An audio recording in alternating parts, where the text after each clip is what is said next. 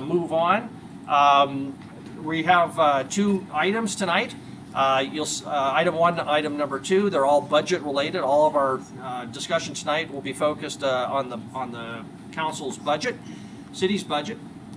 Note there's a schedule for item number 1 attached to as page 2 to our agenda, where council has sketched out proposed time. I will try to remind council where we're at relative to that schedule. The time for presentation and questions is relatively short, and that is, again, both for the presentation and for questions. I believe council or city administrator has asked the presenters to try to keep their presentation time to about half of that allotment for the presentation and the Q&A period to allow time for council. Given the relatively short period for each item, I will ask each council to restrict their questions to just 1 until everybody's had a chance to ask a question if they would like, and if we still have time, we'll come back and pick up additional questions. We'll have to be expeditious. We do not have to resolve every issue in the budget tonight. We'll have meetings again tomorrow night and also Wednesday night. There will be opportunities for discussion at those on those dates, and also at our June 7th meeting, and we're scheduled for final adoption not until the end of June. So there will be some additional time for our budget. With that, before we jump into our presentation for item number 1 in the municipal court, Chris Kukulski, our city administrator, do you have anything that you would like to advise the council of? I keep myself on schedule here. The staff is holding me accountable for the timelines I gave you, so that's a good thing. So first, thinking about transitioning back to City Hall. We don't need to discuss it tonight, but just be thinking in your time. We're probably looking at July the 6th. Why July the 6th? We've already been advertising for public hearings in this location into mid-June.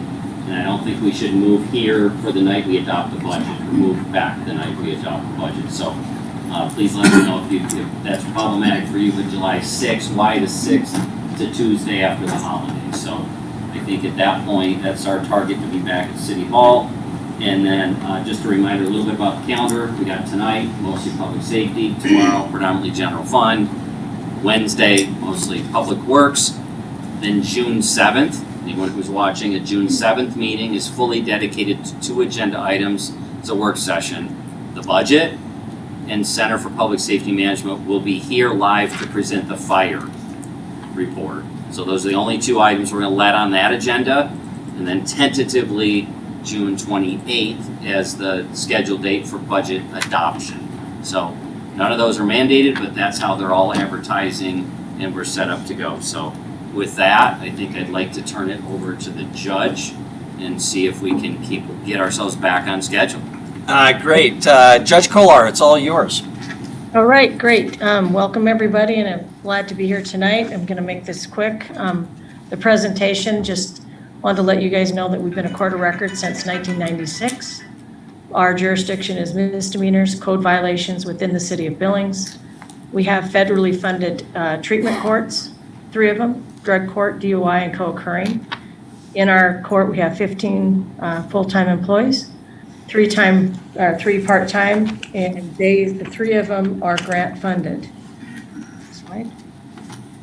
So with the management this year, court cases, we've had 12,000 cases and over 27,000 hearings during the COVID. We've done social distancing, mass Zoom, and we have distanced within the courtroom. We have followed the Supreme Court mandate. And so we've been able to continue on with our hearings and keep pretty much on schedule, seeing the cases that we've had. We've utilized Zoom for attorneys and defendants, and we have updated our current technology and training of the staff to implement and run the court hearings. It's worked out very well. I do like the video. And after, we may use some video technology for hearings as well. We have worked with the police department to re-implement the MAP program, which is Motivational Addiction Alternative Program. This allows to open up some space in the jail and get some individuals some treatment that is very necessary.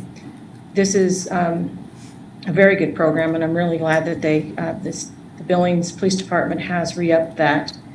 Court schedule, we've added 2 new court dates, reduced the sizes of hearings held on court days, rescheduled and reduced court time for attorneys, defendants, and we've reduced overtime significantly. While we're working around the COVID, we've implemented some different things that have actually been very positive. We have federal grant funding for our DUI grant, which expires September 21st. And so we have applied for another grant to help sustain. If we do not get that grant, we lose funding for our DUI court, which is over $130,000 a year, but I am hoping that we do get that grant. It is the most successful treatment court that we have of the 3, and so it's a very good program. We've had vacancies throughout the last year, and it's been very difficult to get individual applications. It's very hard to get qualified applicants. One of the other issues, upcoming challenges, is our storage needs. We are working on that. We filled up most storage that we have. We're looking into electronic storage, and we're hoping to implement that this year. But we are still working on it, and hopefully that will be within this year. The next thing is technology advancement challenge. The court, we are fully getting because we're using more Zoom and technology, we're getting our staff up to speed so we can be able to troubleshoot and not always call the IT because of the Zoom does take up some time, and there are some issues getting people to be able to log in, follow the instructions, defense attorneys, defendants. So it's been interesting, but it's been working very well. We are, with our budget this year, fiscal year, we had a 50% decrease in overtime and open court vacancies. In 2022, we've seen we'll see an 8.75 increase due to step increases. So again, we're not asking for any additional funding, but we have step increases, so therefore it's creating an issue which we need that we're having those increases. Operation will see 11.45 decrease due to budget cuts that we were asked to do some budget cuts. Every department has been asked to tighten the belt, see if there's areas that can be decreased, and ours were through the defense, the mental health service for individuals that if we have to send them to Warm Springs for an evaluation. And we will work with the city administration if we do need that budget put back in. We will work if we have somebody that needs to be evaluated. We've had a decrease in our projected revenue, 14.27, and some of those are the results of Missoula versus Franklin, where we're ruling that municipal courts cannot collect surcharges, and only what's allowed by the Montana statute. We used to collect certain surcharges, and then the 2019 legislative bill about not being able to suspend driver's license for unpaid fines and for restitution, so that has reduced that a little bit. Our proposed budget for 2021 is the $1,539,000, and our grant budget is $527 plus in grant funding that we use. The workload remains mostly consistent throughout the past year, which is interesting with the COVID. We're still about the same capacity. Citations, we have seen a reduction in citations due to the fluctuation throughout the years. And again, possible reasons is that there's not as many citations, but because when there is a higher violent crime, which we've had and seen a lot in Billings, Montana as of late, that I believe, and St. John can talk about this, that there is more resources put towards homicides and the violent crimes and not necessarily the misdemeanor type citations. We've seen a huge increase in the last 3 years of vaping. That's become a big issue. with this court and juveniles, individuals vaping.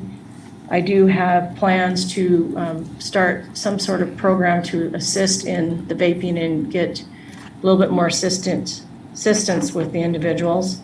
But what's interesting is seeing the rise in vaping, which when I looked at this, because school was, because again of COVID, it was remote learning last spring, a lot of those vaping tickets come through the school system. And we have still seen an increase in vaping, which is very concerning.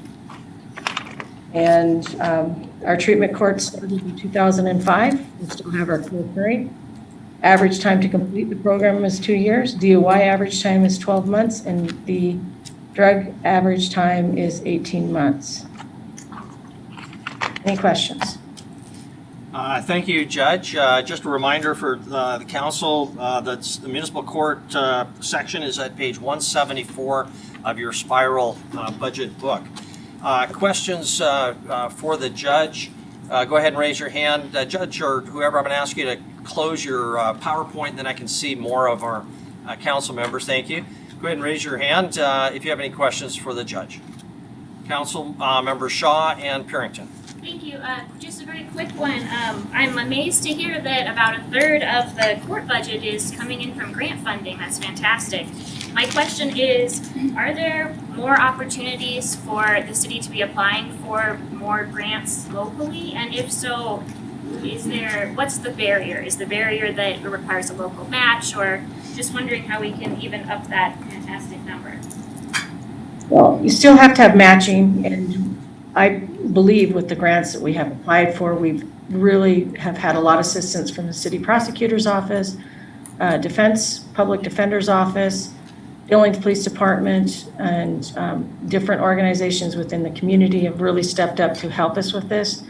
At this time, we're hoping that we get that grant. And again, we need to be frugal, and when you do get the grant money, you want to use it exactly, and as you know, I'm sure you're know of this, that you have to use it exactly how you plan in your grant.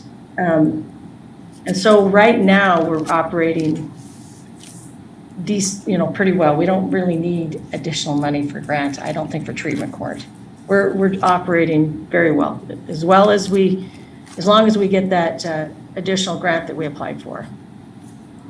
Thank you, Councilmember Purington. Thank you. Thank you, Your Honor.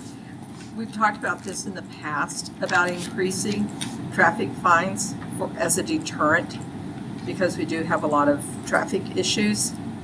Is that something that you would be in favor of? Again, so the Billings Municipal Court and any court is not necessarily a revenue generating. We are not revenue generating. So if the council tells me that they want to raise the fine, that is purely up to the council. So I am here to, if you guys raise the fine, then I will do whatever the rule of law is with the fines and that are put into place. Follow up, Mr. Mayor. On that topic, go ahead. So in that discussion, I believe that we had almost 2 years ago, there was the concern of how many people are actually paying those fines. Right. Because I think that was part of the issue of trying to even to raise the fines, to act as a deterrent. I understand the revenue part of it. Right. So getting people to pay the fines, as you know, again, like I stated, the 2019 law that you cannot suspend driver's license for unpaid fines. And yeah, it's kind of an issue that it's hard to get people, but we do set up time pay, and I put it as low as $5. If somebody can't afford it, I set them up on time pay. Thank you. Thank you very much. Other questions for the judge? Councilmember Neese? Thank you, Mayor. Judge, I see the budget as a judge for halftime. So I don't know if this is relevant now or we have to do this sometime in the future, but is it that it's changed to where we can't hire judges here pretty soon? Yes, that's correct. And that was passed, and thank you, Mr. Frydale. That was a great, great law. Really glad that that was taken care of. But the part-time budget that we have, we use for the pro tem. It's kind of one and all. It's one and the same. So we do use that for our pro tems. Until we get our part-time, hopefully a full-time is what I'm hoping that will eventually happen. Quick follow-up on that, Mayor, then. Okay. Are you saying, are we going to need to be having a second judge and hold an election here for a second judge to then move this up to a full-time judge? I think that a full-time judge is what direction we should take, but however, there are issues with doing that right now, is that we still have a space issue, we still have a budget issue, and if you get another judge, you have to consider those issues have to be planned out. And again, that's up to the council, but there needs to be space found and there needs to be money found. And so eventually I know that that has to happen, but I don't know if it has to happen within the next year. And I do know that Friedel is there and he's been, like I said, very helpful with the implementation of such. But like I said, I don't believe it, I don't know if we can do it at this time. Okay, Councilmember Ronning, and reminder, we've now hit our allocation, so we'll try to make it brief. Councilmember Ronning? Thank you. Judge Kolar, so you said that you are cutting the budget, or your proposed cut has, one of those cuts includes mental health and sending Right. individuals to Warm Springs for an evaluation. Yes, and that was requested, that was a recommendation, and so therefore at this time, that's one of the ways we can cut it this time. We don't send people to the Springs all the time. It's been quite some time. They have to be evaluated as whether they are competent to proceed to trial.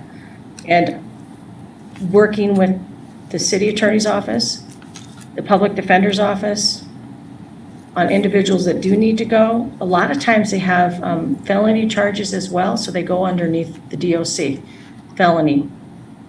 And so therefore the DOC pays for it. If we do it, the city actually I'm has going to go ahead and ask my question. But thank you, I appreciate that explanation. But my question was, is telemedicine an option at all? It's an option, but it's not an option if you're going to send somebody to the Springs that's incompetent to be fit to proceed. Usually they have to be evaluated and it has to be a secure location. Okay, thank you. Okay, thank you very much. Because our time is up, I'm going to move on unless somebody has a very, very quick item that they're burning to ask or question. Okay, don't see that, so we'll move on. Just a reminder for any members of the public, we have 6 presentations here under this item. Legal department, fire, police, planning, and then our fleet services. Realistically, we'll then open it up for public comment at the end of those presentations. Realistically, probably no earlier than 8:30. Next is our legal department. Gina Dahl is our city attorney. Gina, it's all yours. Thank you.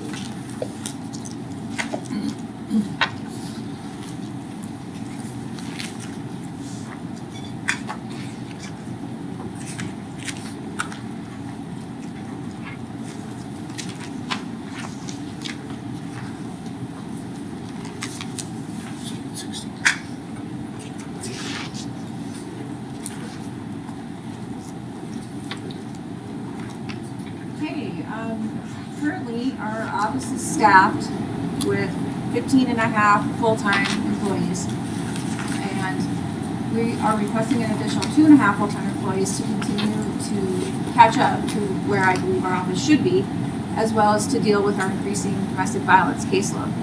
The other full-time employees is an unanticipated recent addition of a paralegal. This position was not included in the budget overview you previously received, but this position is necessary due to the police department's body cam program. The CPSM report that you received and reviewed previously references the need for adequate resources when implementing body camera programs. The CPSM report didn't make any specific recommendations for staffing levels, but suggests the establishment of a discovery unit to respond to public records requests. So I flagged this here. It's important that you're aware of this request, as it's a critical part of the body camera program. which is going to be implemented June 1st. So as such, this request actually should have been included probably in the current fiscal year budget, but we were not aware of this until just recently. And it is an immediate need because the program is starting next month, so we should probably be in the midst of hiring, but unfortunately, we're not there yet. Last year, we opened over 5,400 new cases. And in addition to that, there were over 2,100 revocations filed. For those of you who are not that familiar with what a revocation is, it's simply a court proceeding to revoke someone's sentence for their failure to comply with the terms of their judgment. If they were required to do treatment as part of a suspended sentence and they didn't do treatment, that sentence could be revoked. So those cases are on top of the new cases that we've filed. So I mentioned the paralegal position, but that's a new immediate need. The main focus of our budget request is to address the ongoing need for more staffing. This slide shows you what our overall numbers have looked like in the last 5 years. So you see in 2020, so it's increasing over the years. In 2020, it went down, for which I can't really explain other than to say it's probably due to the pandemic, people being required to stay home and businesses not being open and things like that. But our numbers for the first quarter of 21 indicate that people are certainly making up for it. And if this trend continues, we will be at over 8,600 cases by the end of the year. So that's not good. Last year was the first year we saw an additional prosecutor added to our staff since I think 2007 or 2008. This additional prosecutor has certainly helped alleviate the burden on the other prosecutors. So it's getting better, but we still not exactly where we need to be to provide the best services to victims in the community. As you can see from this slide, the average number of cases per prosecutor has gone down. So by explanation, the pink bar shows what the average caseload is per prosecutor, non-domestic violence cases per prosecutor, and the green bar shows domestic violence cases, and we only have one domestic violence prosecutor in our office. The blue bar shows what the ABA standard is for best practices. So you can see that the average case per prosecutor has gone down in 2020, and that could be attributed to the lower numbers last year for pandemic reasons or whatever. Also due to the 5th prosecutor that we got. So it brought the average per prosecutor down that are non-DV cases, but if you look at the green bar, in 2020, the domestic violence cases went up, and quite dramatically, actually. So that's kind of an alarming thing. Whoops, I need to go back, sorry. I wanted to also mention that domestic violence cases are generally weighted heavier, usually 2 to 1 is how they're considered against other misdemeanor cases, which means generally that they take twice the amount of time and resources to prosecute. So a domestic violence prosecutor should essentially carry a caseload which is half the size of a non-domestic violence caseload. So you can see from this slide that our greatest need right now is with domestic violence cases. Here you can see what the number of public records requests our office has seen in the last few years. Again, the requests have gone down a bit in 19 and 20, but the first quarter of 21 is indicating that we will far exceed previous years if the trend continues. And also, as I brought up the body cam program, it's difficult to project how much demand for public records we will see as a result of that program. But based on the observations made in the CPSM report, these requests have overwhelmed police departments and city attorneys that have not properly prepared themselves with adequate staffing and planning. According to that CPSM report, over the past few years, agencies have hurried to deploy body cameras without the policy preparation or the resources required to store and manage the camera's recordings. The report also indicates that this program will generate an unprecedented demand for public records. These demands, which are often complex, result in significant increases in staff time to review, redact, and process demands for information. The City Attorney's Office budget primarily consists of salaries and benefits. There is a little less than 20% of our budget that covers operations and maintenance, but the bulk of it is personal services. Our proposed budget has an overall increase of $421,547 compared to what was budgeted for fiscal year 21. This is due to the additional request for staffing.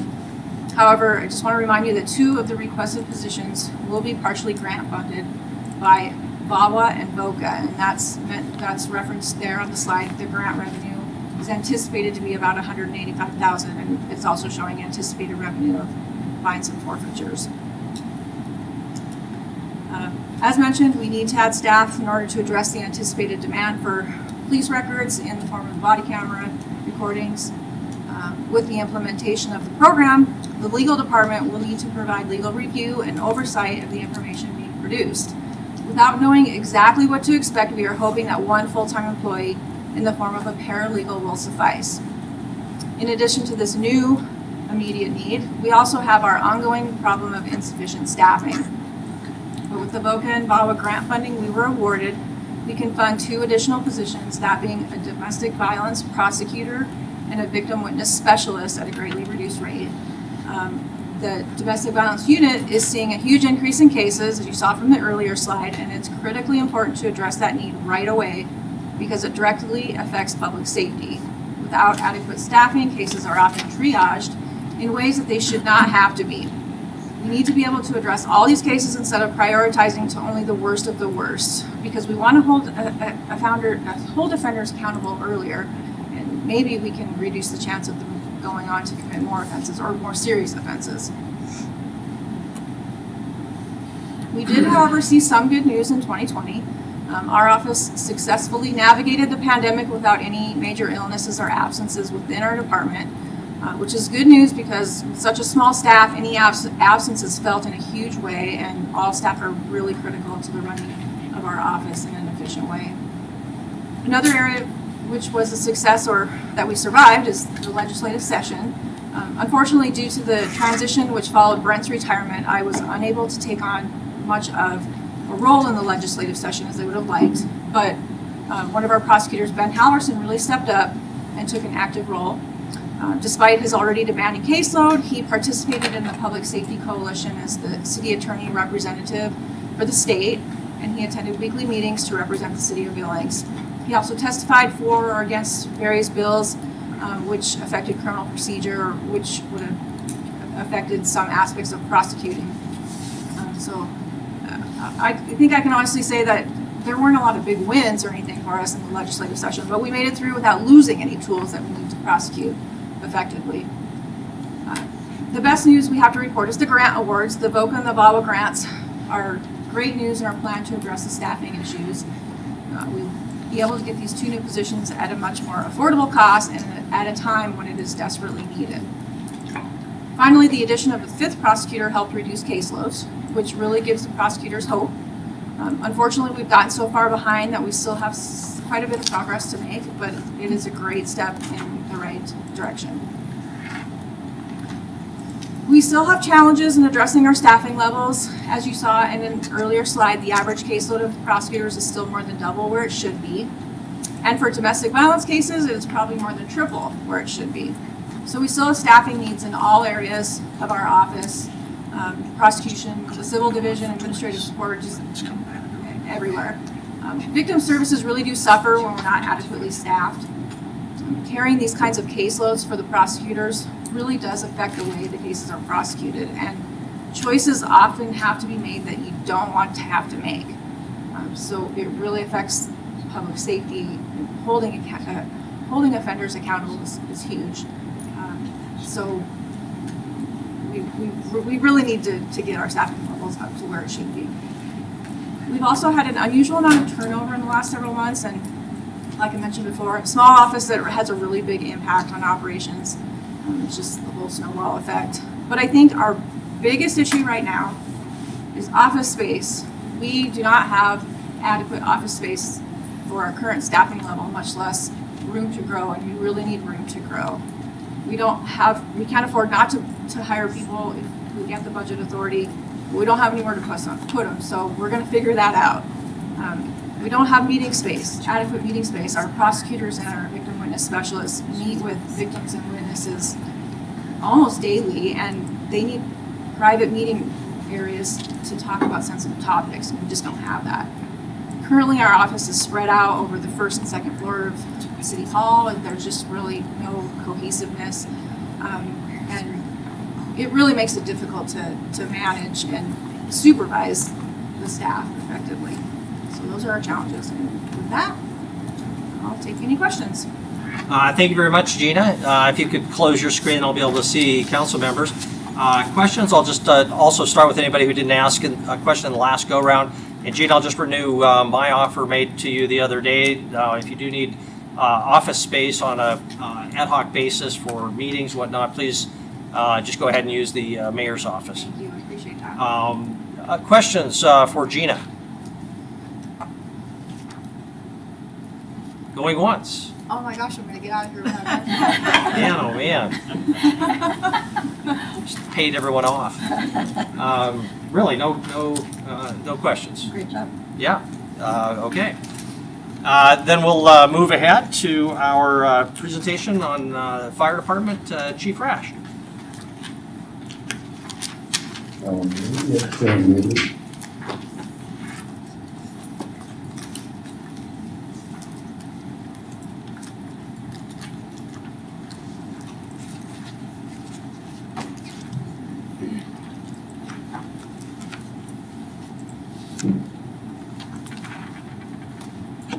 Good morning, Mayor, or good afternoon, evening, Mayor Council. This will be the FY 2022 budget presentation from the Fire Department. Some of the work your fine firefighters are doing out there. Our personnel this year, we have not, will not see any increase in our staffing. You'll see how the breakdown is there. I won't go line by line, but the breakdown is still at 160.6 personnel for fire and 911, keeping in mind that 911 is a vital division of the Billings Fire Department. And So Chief, those are the numbers. I apologize for interrupting. We're seeing both your main slide, your title slide, but also the smaller slides off to the side. I don't know if you just wanted to have a single slide up larger, but that's what we're seeing. And for the council and the public, the fire department's presentation in our budget book is page 126. But there you go. Now we're looking at the personnel chart. Okay, Mr. Mayor, thank you very much.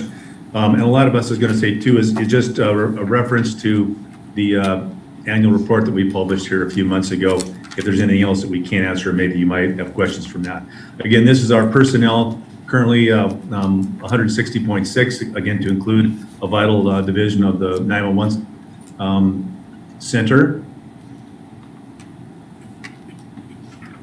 Our operating budget, again, like other departments, primarily our largest portion goes to personnel services. So we're dealing with, roughly 77%. This fiscal year is proposed at 77%. This helps a breakdown on a pie chart for our O&M percentages, capital, and what we'll do is we also have another slide that will actually give the numbers too, so we have that. This is a comparison with what you see on the left-hand side of being the FY 2021 adopted budget. So you will see some differences there that we will explain. These are our budgeted revenues from FY 2021 on the left, FY 22 proposed. And what we have there is on our proposed budget revenues are fire grants. Those are primarily dealing with the hazmat program and the several $100,000 a year they bring in for that. Our radio communications grants through the state, 911 emergency ops, and our fire public safety. So those are breakdown in percentages there of this year versus last year. Proposed capital for this year was $1.5 million as part of the CIP, and that was to procure 2 properties for future fire stations 8 and 9, and that is shown in the public safety operating budget table. Secondly is $1,088,430, and that's part of the ERP to replace our engine 4, which is a mini tower Quint, So it's a smaller ladder, aerial operated piece of apparatus. Our operating budget and all funds, estimate of FY 2021, $22,324 and $22,324,428. Proposed for this year, $3,405. And that comes back to the increase there primarily with our fire station property and the CIP, the Quint or smaller aerial apparatus that's included in that, as well as increases in utilities costs that were estimated by finance and employee wages. So there's your differences in the various categories that the fire department is actually responsible for. This is our Emergency Operations Center, State 911 Fund, FY22 proposed. As you can see there, personnel services, 15% or $175,420 there. O&M, $960,497. A few differences there, up and down. That's what we get through the state. The goals that we have are enhanced training for fire 911 personnel with an emphasis on technology, hands-on and virtual simulators, as to try to cover all of our training goals using a variety of different means to acquire those and maintain those skills. Also to develop comprehensive 3, 5, and 10-year facilities maintenance plans, and to work on our next-gen 911 ready plan for the joint city-county 911 center. It's an eventuality that we can certainly expand on. Maintaining training for our Billings Regional Hazmat Team technicians and our tox medics. Those are our greatest goals.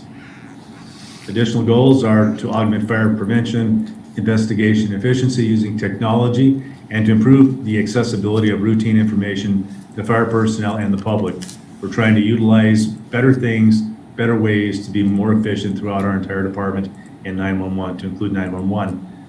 Standardizing police and fire interrogation solutions to streamline the method of obtaining information from 911 callers, as to better again streamline our services for the 911 center.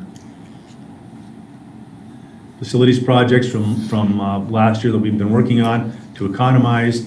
Northwestern Energy lighting rebate program. We've installed LED fixtures and lights for apparatus bays and stations. This will be an ongoing project. Exterior LED dusk light, security lighting, so that we're able to reduce our energy consumption. All rooms within the stations, we're again systematically replacing those lights with more efficient lights as a means of again reducing consumption, reducing bills. Replaced energy standby generators at stations 3, 5, and 6 as to reduce the maintenance costs on those. Some of those were provided through grants from corporate partners in our area. I replaced the bay heaters at stations 6 and 7 with high efficiency bay heaters, as well as replacing the HVAC system at Fire Station 6 with a high efficiency unit. And we continue to go down the list as funds are provided to us for these improvements. Again, Fire Station 1, further front concrete ramp, curb, partial sidewalk was all replaced. Fire Station 3, roof replaced front concrete ramp, curb replaced, water leaks, mold mitigation. 6, fixed the hail damage, roof siding, front garage doors, developing a landscape and automated sprinkler system plan to conserve water at the fire stations so as to reduce costs up in the Station 6 area heights, as well as water consumption at our city stations or stations that are on city water. The challenges that we see for the fire department upcoming FY22, funding to replace the citywide 800 megahertz radio system by the end of FY22 and no later than March of FY23. At this time, no funding source has been identified. Continued challenges with staffing for the city 911 center and staffing key positions within the fire department and specifically fire training and the Prevention Bureau. And that's what we have, and would certainly entertain any questions. And I have a team here that can help us answer any questions that mayor council may have. Thank you. Thank you, Chief, very much. If you would collapse your PowerPoint, that would help. Thank you very much. Okay, questions for the chief or other staff on the fire department presentation? Go ahead, Councilmember Ronnie. Thank you. Thank you, Chief Rash.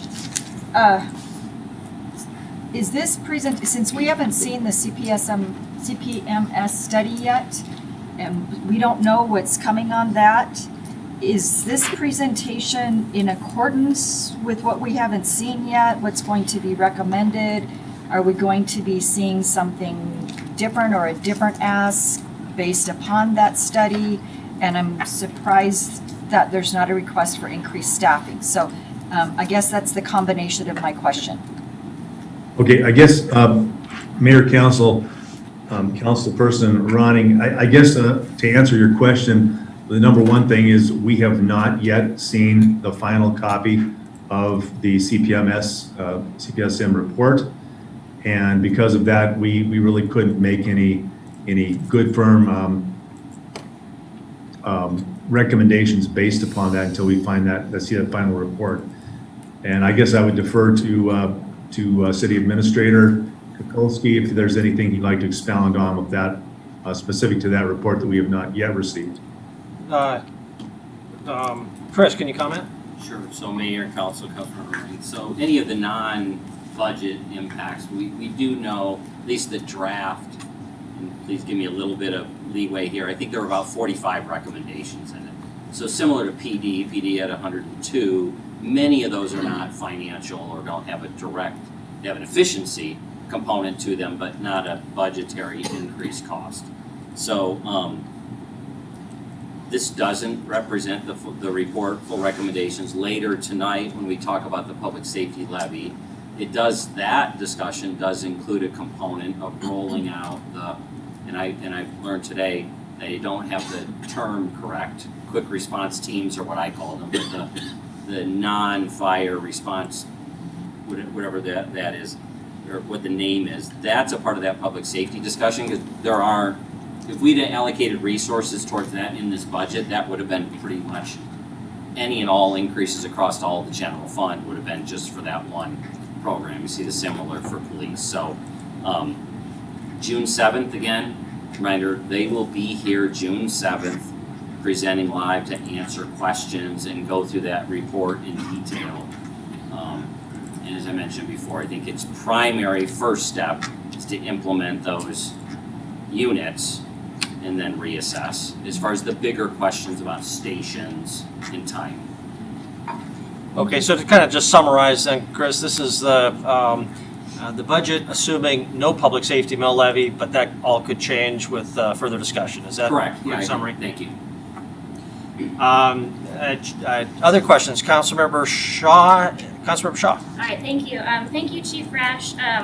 As I was listening to this presentation, we've got 1.5 million for buying property for the new fire stations, which, yes, important, but then no funding source for this radio system, this 800 megahertz radio system that seems like the deadline is going to come up before we're even able to move forward with building the fire stations. Is that accurate, or can you kind of put that in context for me? Thanks.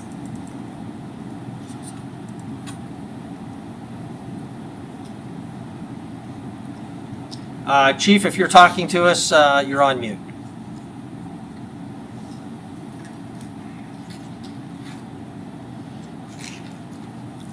Well, I think the biggest thing on that, and I was on mute for a second, is the fire stations. The thing is, the next generation, the next gen 911 stuff is an eventuality that we have to look at, and the funding.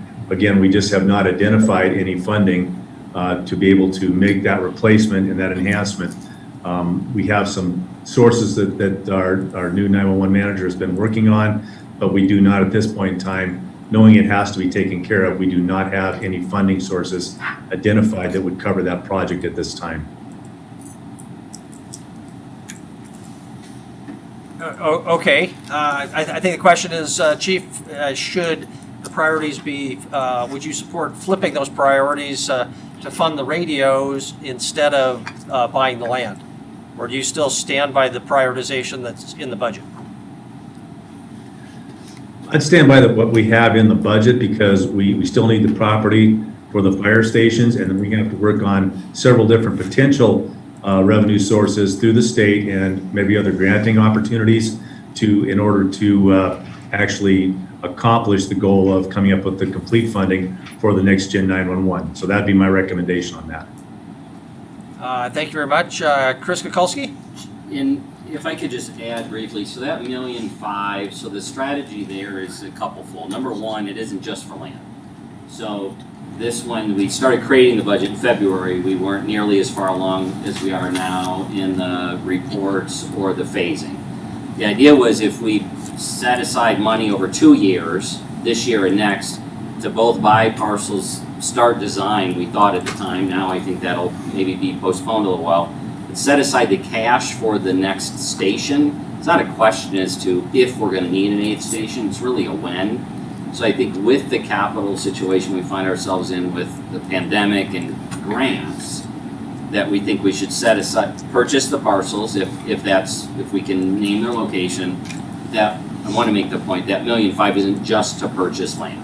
It was purchase land and begin design and set aside over 2 years cash. The other piece on radios is it's my understanding we may have some grant opportunities there, so we're going to pursue those.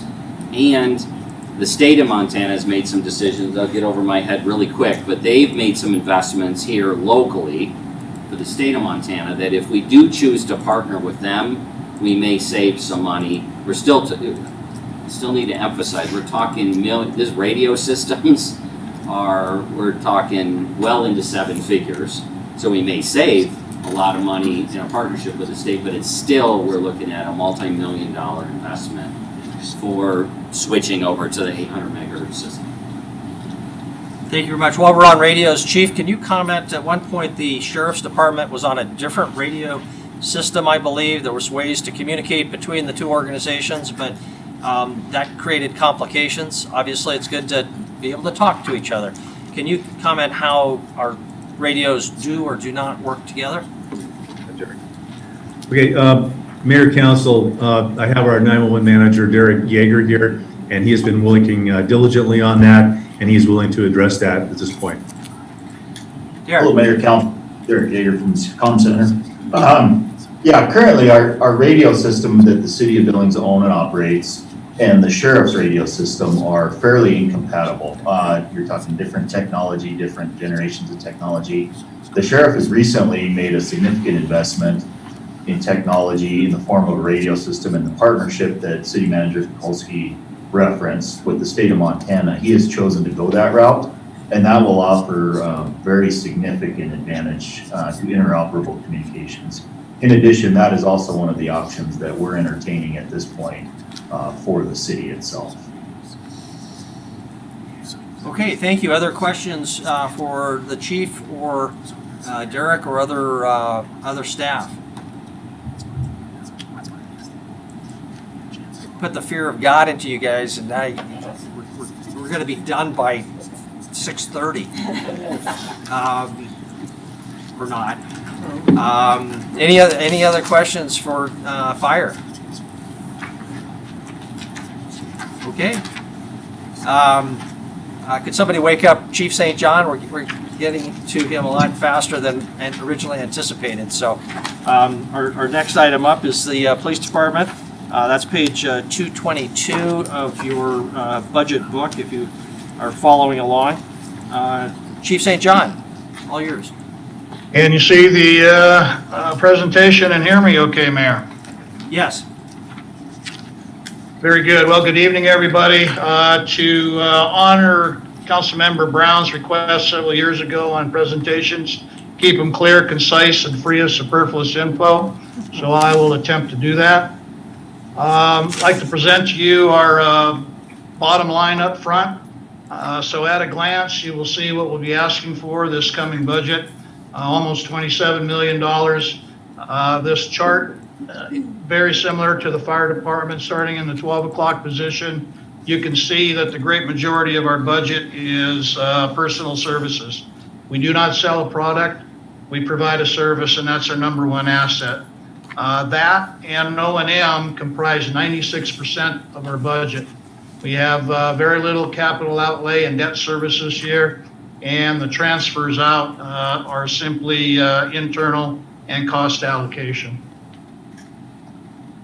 Comparing last year with this year, we're seeing about a 3% increase, about 835,000. Most of that is cost of living and step increases and a little bit of increase on our O&M. Just for a reference, that in 2020, we saw 96,473 calls for service. That was almost a 2% increase from 2019. So we are staying busy and things are moving along. Breaking that down further, as I indicated, our personnel services increased 373,000, primarily to our step increases and our COLA. And we had a little bit of a jump in our O&M. The main reason for that is because we purchased 2 additional detective cars.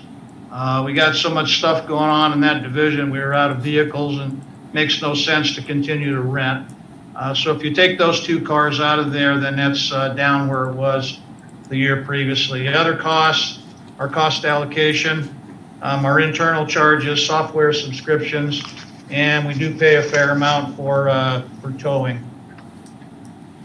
Further breakdown, you can look at this at your leisure.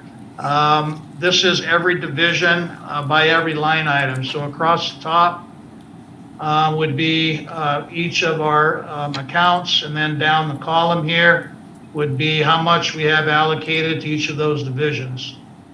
So you can see, for example, here's our patrol division. This is what we're paying for personnel, O&M, transfers there, or would be the equipment replacement plan for a total of 16. And you'll see similar references in all our divisions. That carries on to page 2.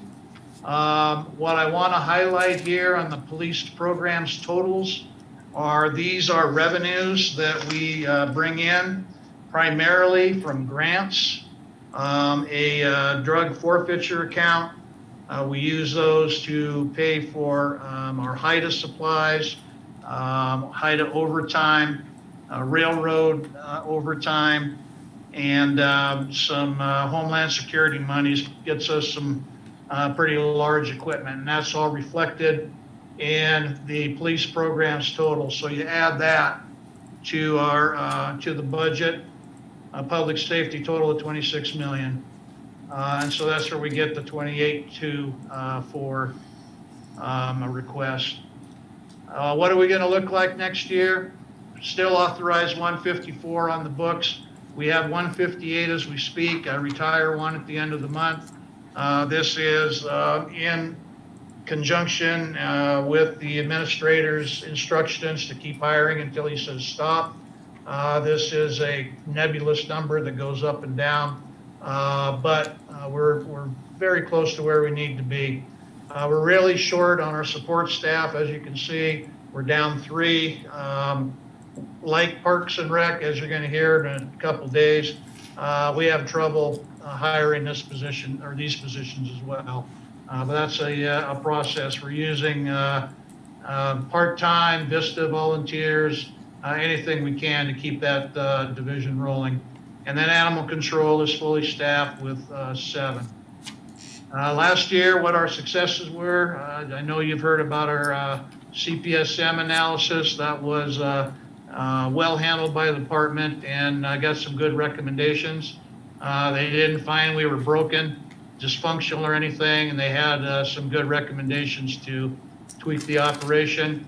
Got good results from a citizen survey. They like what we're doing, recognize that we got a crime problem, would like to support that. Like other departments, we had no significant operational disruption due to COVID.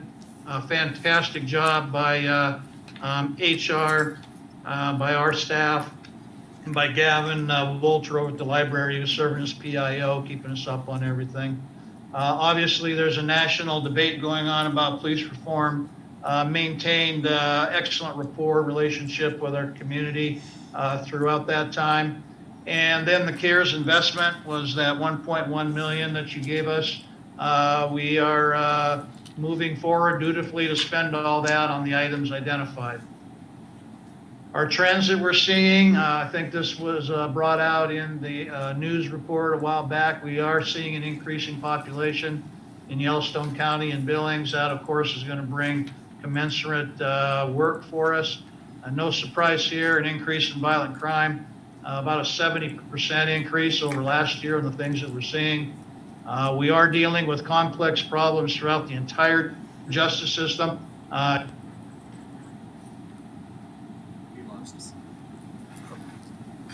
Chief, we lost your sound. I don't know whether you can hear us.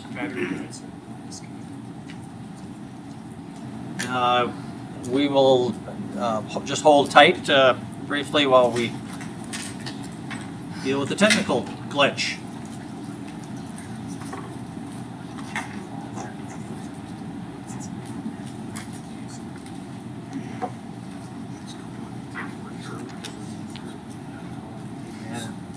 It's probably an hour, actually battery type. We're only an hour in, I think. Rather than breaking, trying to go back, we better sit tight. So Mayor, if appropriate, while they're working on that one, I think maybe another follow-up to one of the council members' questions. Knowing that we were coming into the general fund probably about $600,000 in the hole, as positive things were from the levy last year, you'll notice most of the FTEs are in the legal department related to public safety and directly tied to grant opportunities.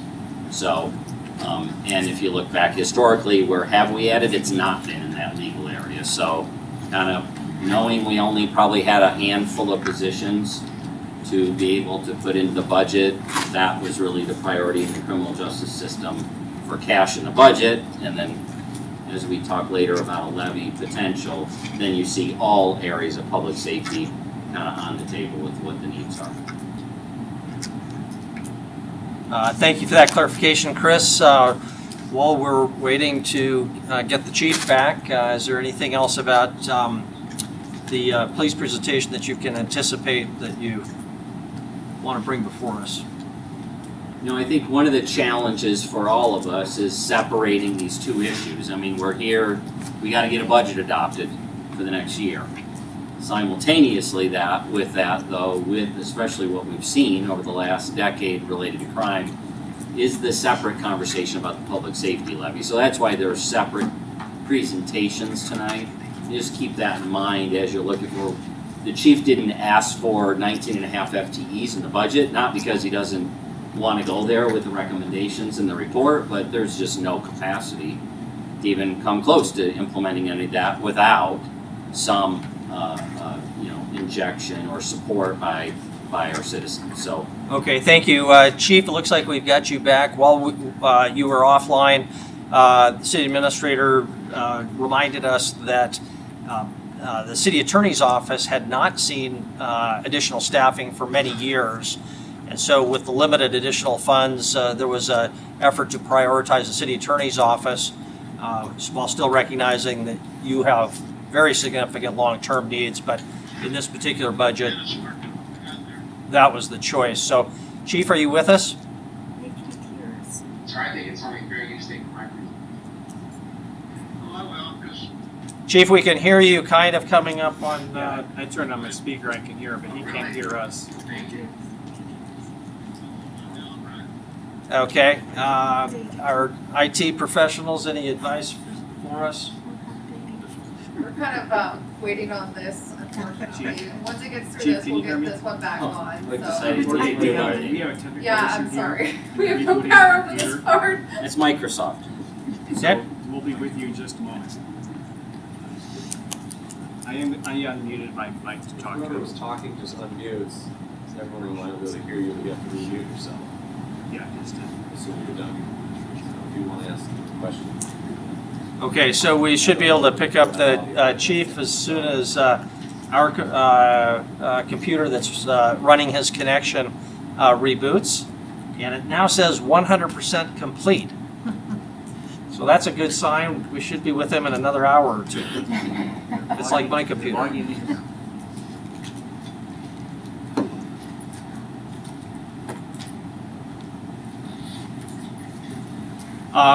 Chris, the last item under trends on the PowerPoint presentation from the chief says complex problems. That's an understatement. Throughout the criminal justice system. One of those obviously is substance abuse, addiction, and the need for education, prevention, and treatment. Can you give us a quick update on Substance Abuse Connect and where we might be with them? So I am on the executive committee for Yellowstone Substance Abuse Connect. Had a good hour and a half last week with Christina Lundgren, who just started here in early May as their new director of that organization, which, as a reminder, is about 82 various kind of service providers in the community that came together to make those recommendations. The mobile crisis unit, I don't know if I'm using the right term, I think that generally is, but we do have federal grant funding through our police department to them to get the mobile crisis units off the ground. That's what you hear about often from Eugene, Oregon, from Houston, from San Diego, several other cities around the country, deploying not just police officers or firefighters or both, but also mental health and addiction assistance work. They expect to be getting those units up and running hopefully by the end of the summer.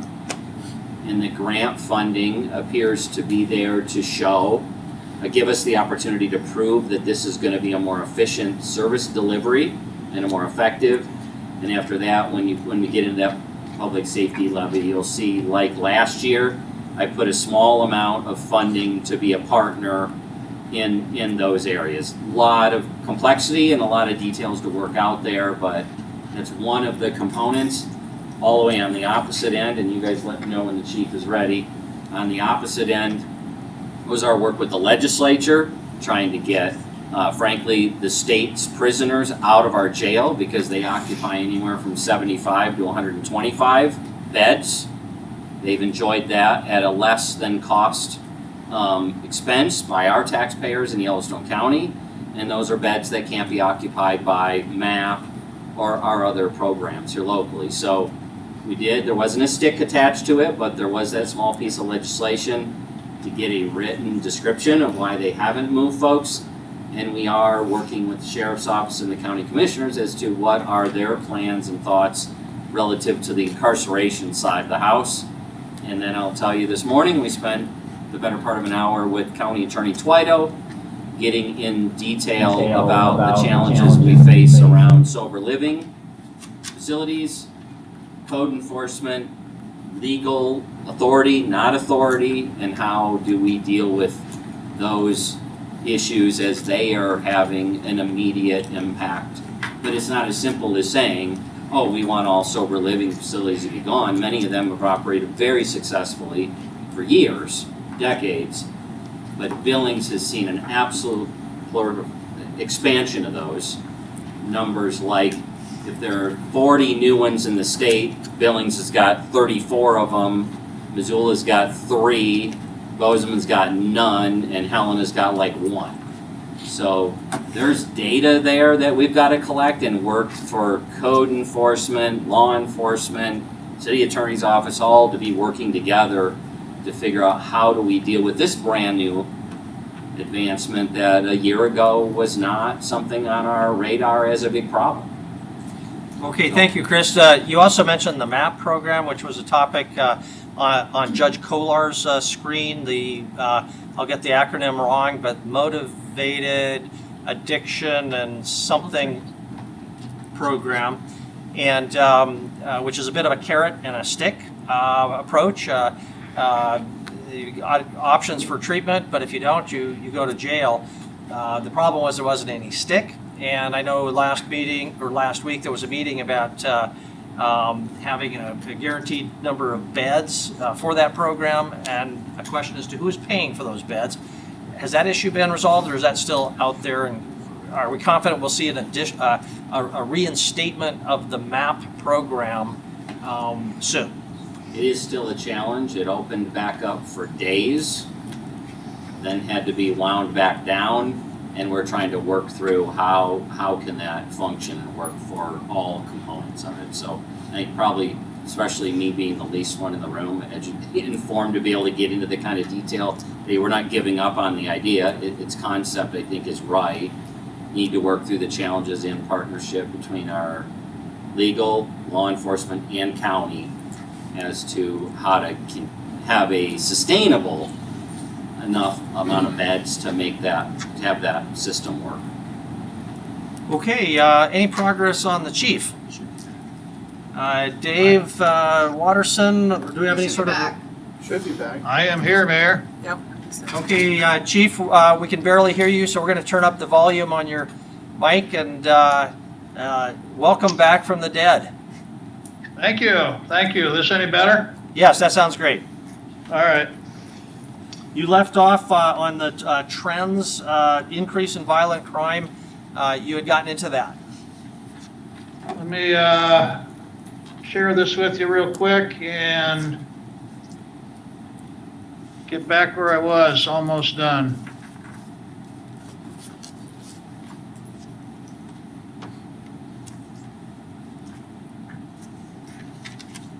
So, yeah, complex problems, and we can talk ad nauseum about that. The challenges that we're seeing, and it's overarching with the trends, obviously sustainable funding is an ongoing conversation. Our demands for service continue to increase. I checked today, we're about 35,000 calls for service in May. So ticking right up there. More staffing is needed. We want to maintain recruiting and retention and keep our high standards. Very critical to quality, providing quality service. Technology, obviously, we need to leverage that where we can, which is going to put additional stress on Mr. Watterson's crew. Police reform is out there as well. We need to pay attention to our department attitude, our morale, stay up on our discipline and work on those transparency issues. And then, of course, we want to prepare for the unpredictable. Last thing I want to tell you or have someone tell me is that we didn't see that one coming. So we're going to work very hard to make sure that we're prepared for anything that may come our way. And that was the last slide, Mayor. Okay, thank you very much, Chief. Then we'll open it up for questions of the chief. Go ahead and raise your hand, council members. Councilmember Purington and Councilmember Yakovich. Thank you, Chief. So I'm going to go back to the question for the fire department. Does the CPSM analysis, is that reflected in this budget ask? It is not. Of the 102 recommendations, the great majority of them were little administrative and logistical things that we could do that don't cost you anything. The big recommendation was about 20 FTEs, combination of civilians, non-sworn, and sworn. That, of course, has to come from council because those are positions we don't have yet. So the things that didn't cost money and we can do relatively easily are well underway. I think you're going to discuss the FTE situation a little bit later. Thank you very much. Other questions for the chief? Councilmember, I'm sorry, Councilmember Yakovich and Councilmember Rewald. Thank you, Mayor and Council. As pertinent to the budget, Chief, you have my total confidence and my support, and I'll give you as much money as you want. But with that said, I just want to make a preference to this. The Chief, your leadership with the Drug Task Force has been commendable, especially in my ward. I have seen a difference. Also, your partnership with code enforcement has been remarkable, although a lot of us may not realize that with code enforcement, the police have to show up too to remove cars. A very important and significant impact that I've seen.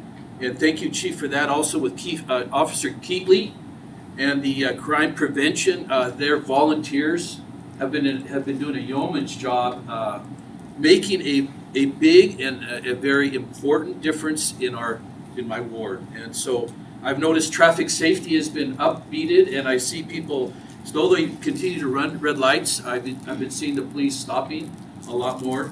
And I've seen with my own eyes animal control doing a diligent job in South Park and other parks addressing animal control. So I just think it's important to point that out. And Chief, you and your staff are doing a great job. I want to thank you for that. And I believe we all as council would show, at least I'm speaking for myself, total confidence in your leadership. Thank you. Thank you.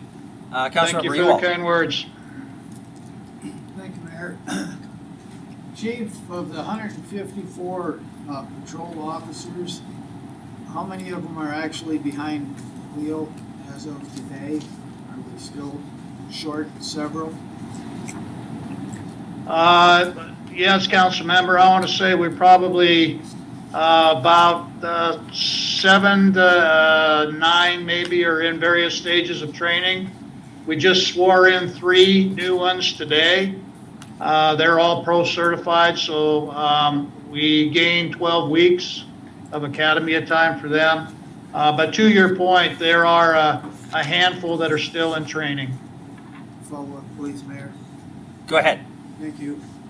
So this seems to be an ongoing problem.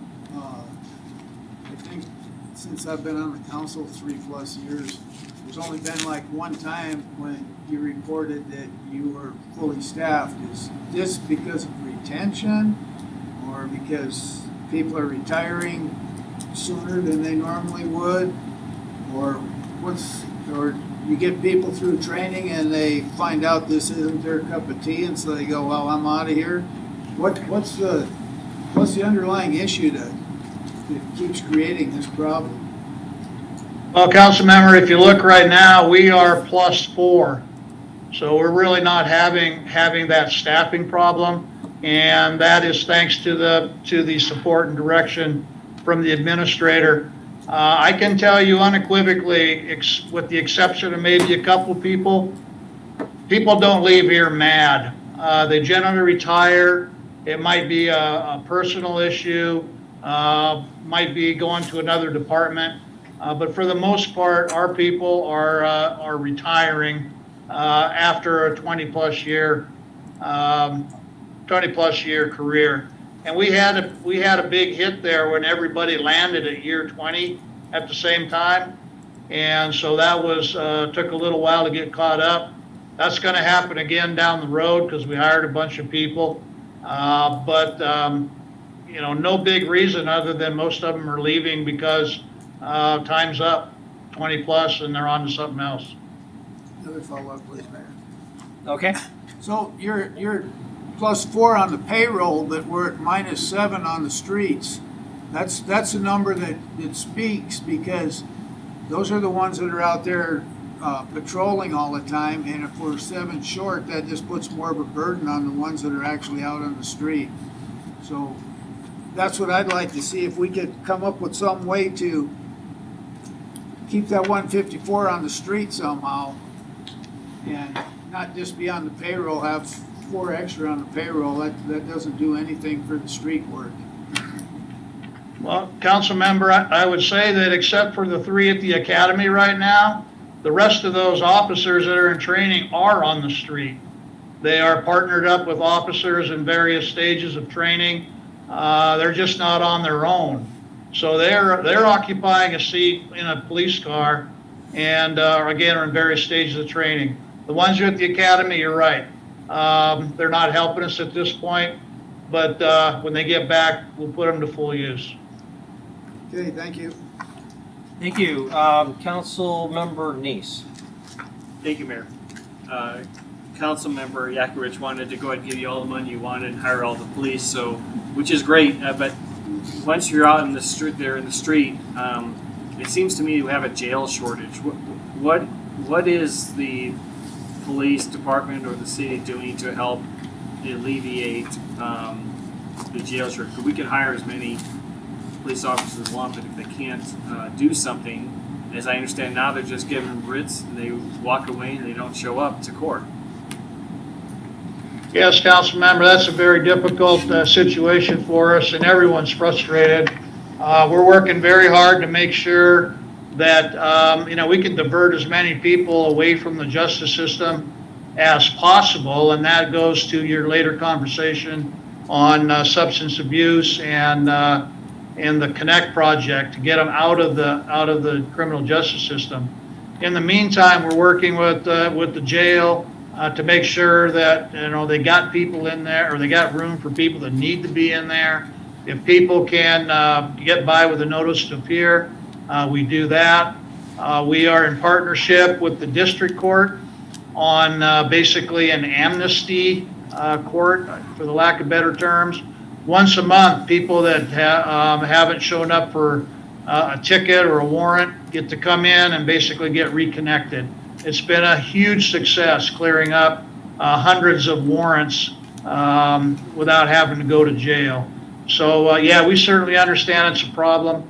And the one thing I would say is, just because we're having an issue with another entity absolutely should not stop us from doing what we need to do on the front end, and that's to have good, professional, solid, proactive enforcement, and then keep working the other end of it.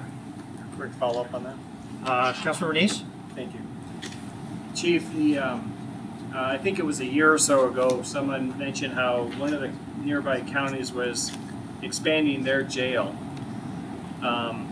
And now with the fact that, I think it was before the pandemic actually, so it was over a year ago, and now that a lot of this is being zoomed in and we're handling a lot of these things through Zoom, through the court system, as we heard earlier, have you looked into the fact of maybe doing the transportation to these other counties to help hold some of the offenders that we need to hold?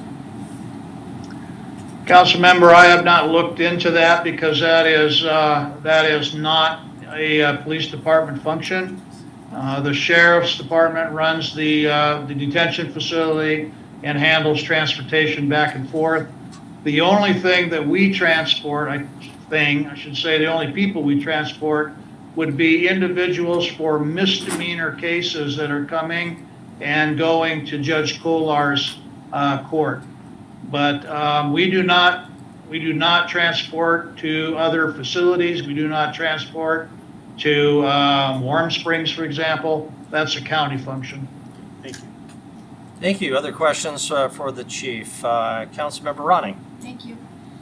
Chief, so with the passage of recreational marijuana, and you and I talked a little bit about this morning, what happens to the K-9 units?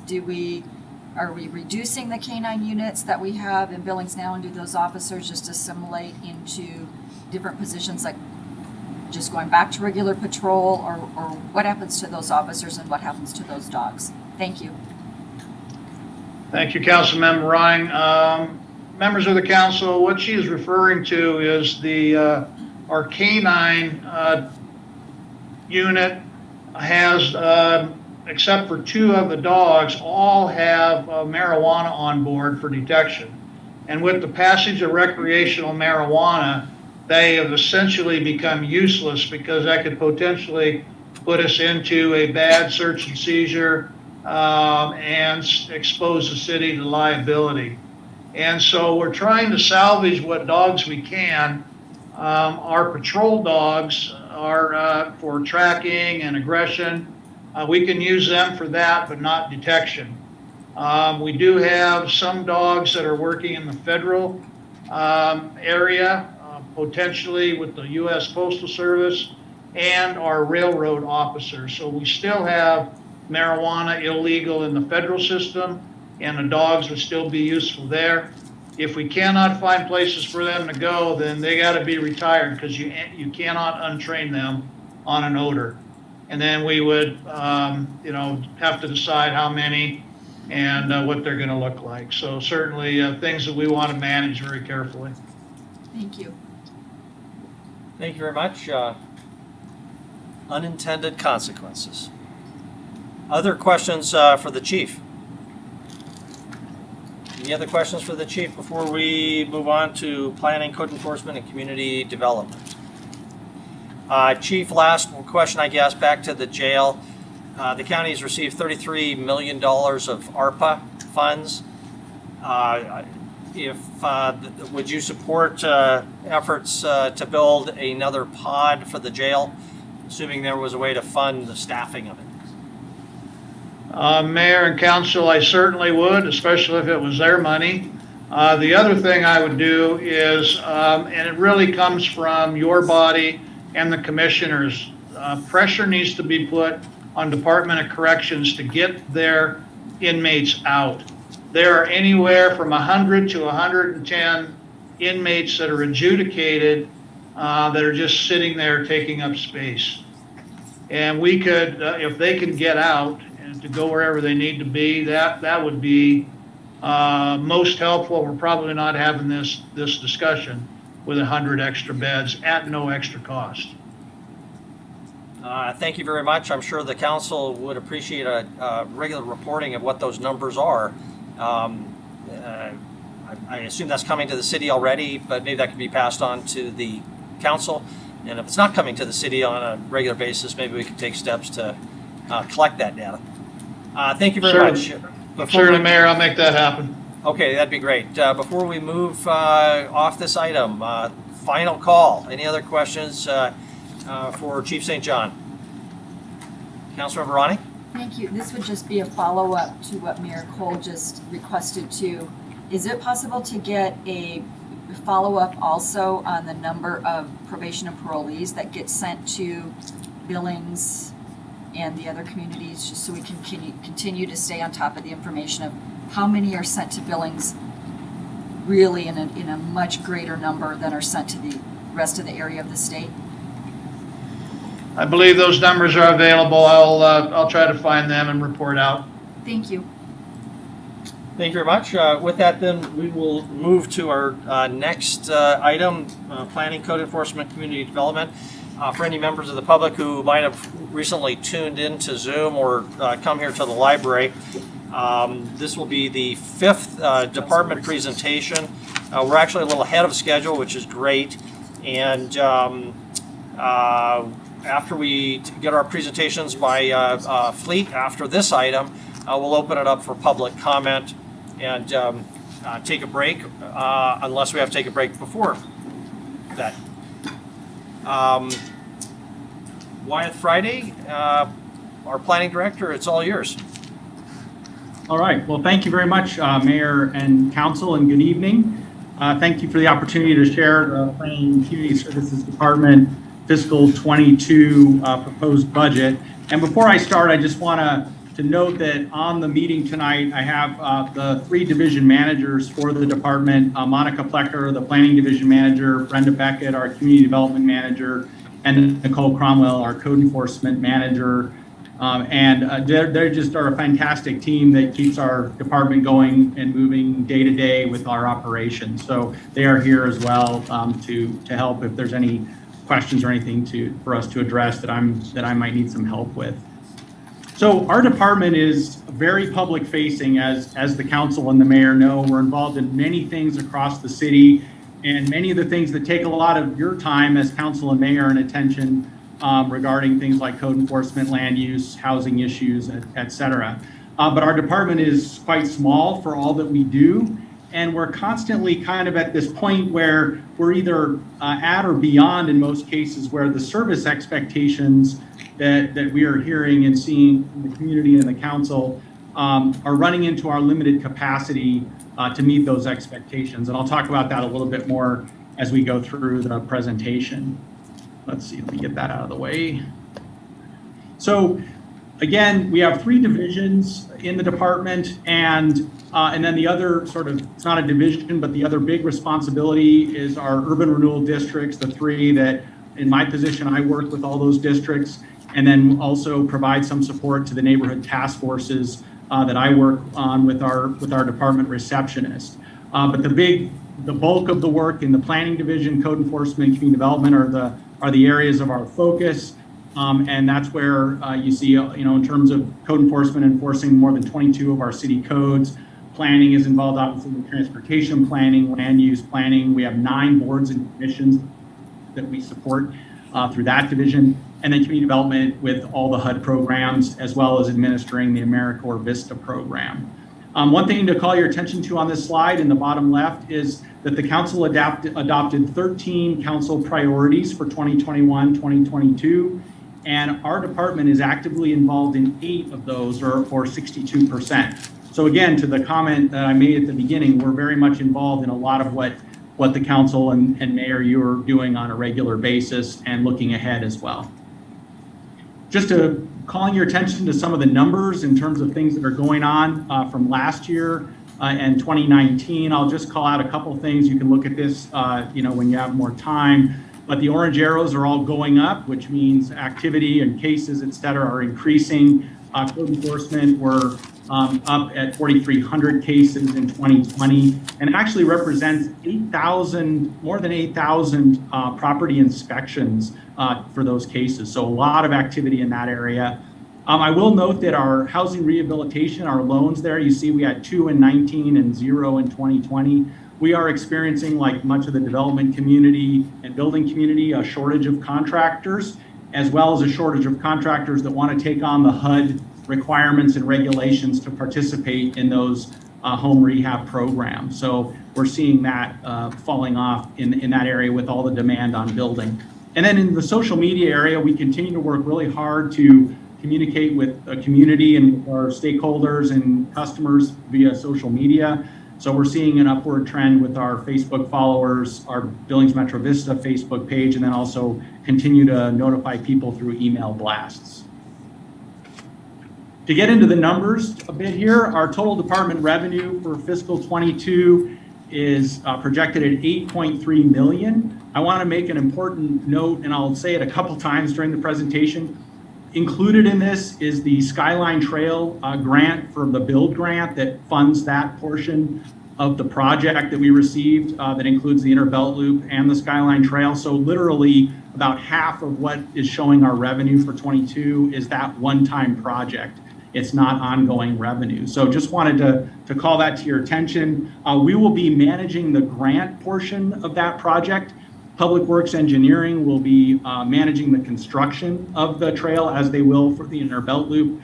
And then the Park Department will be handling maintenance after the Skyline Trail is constructed.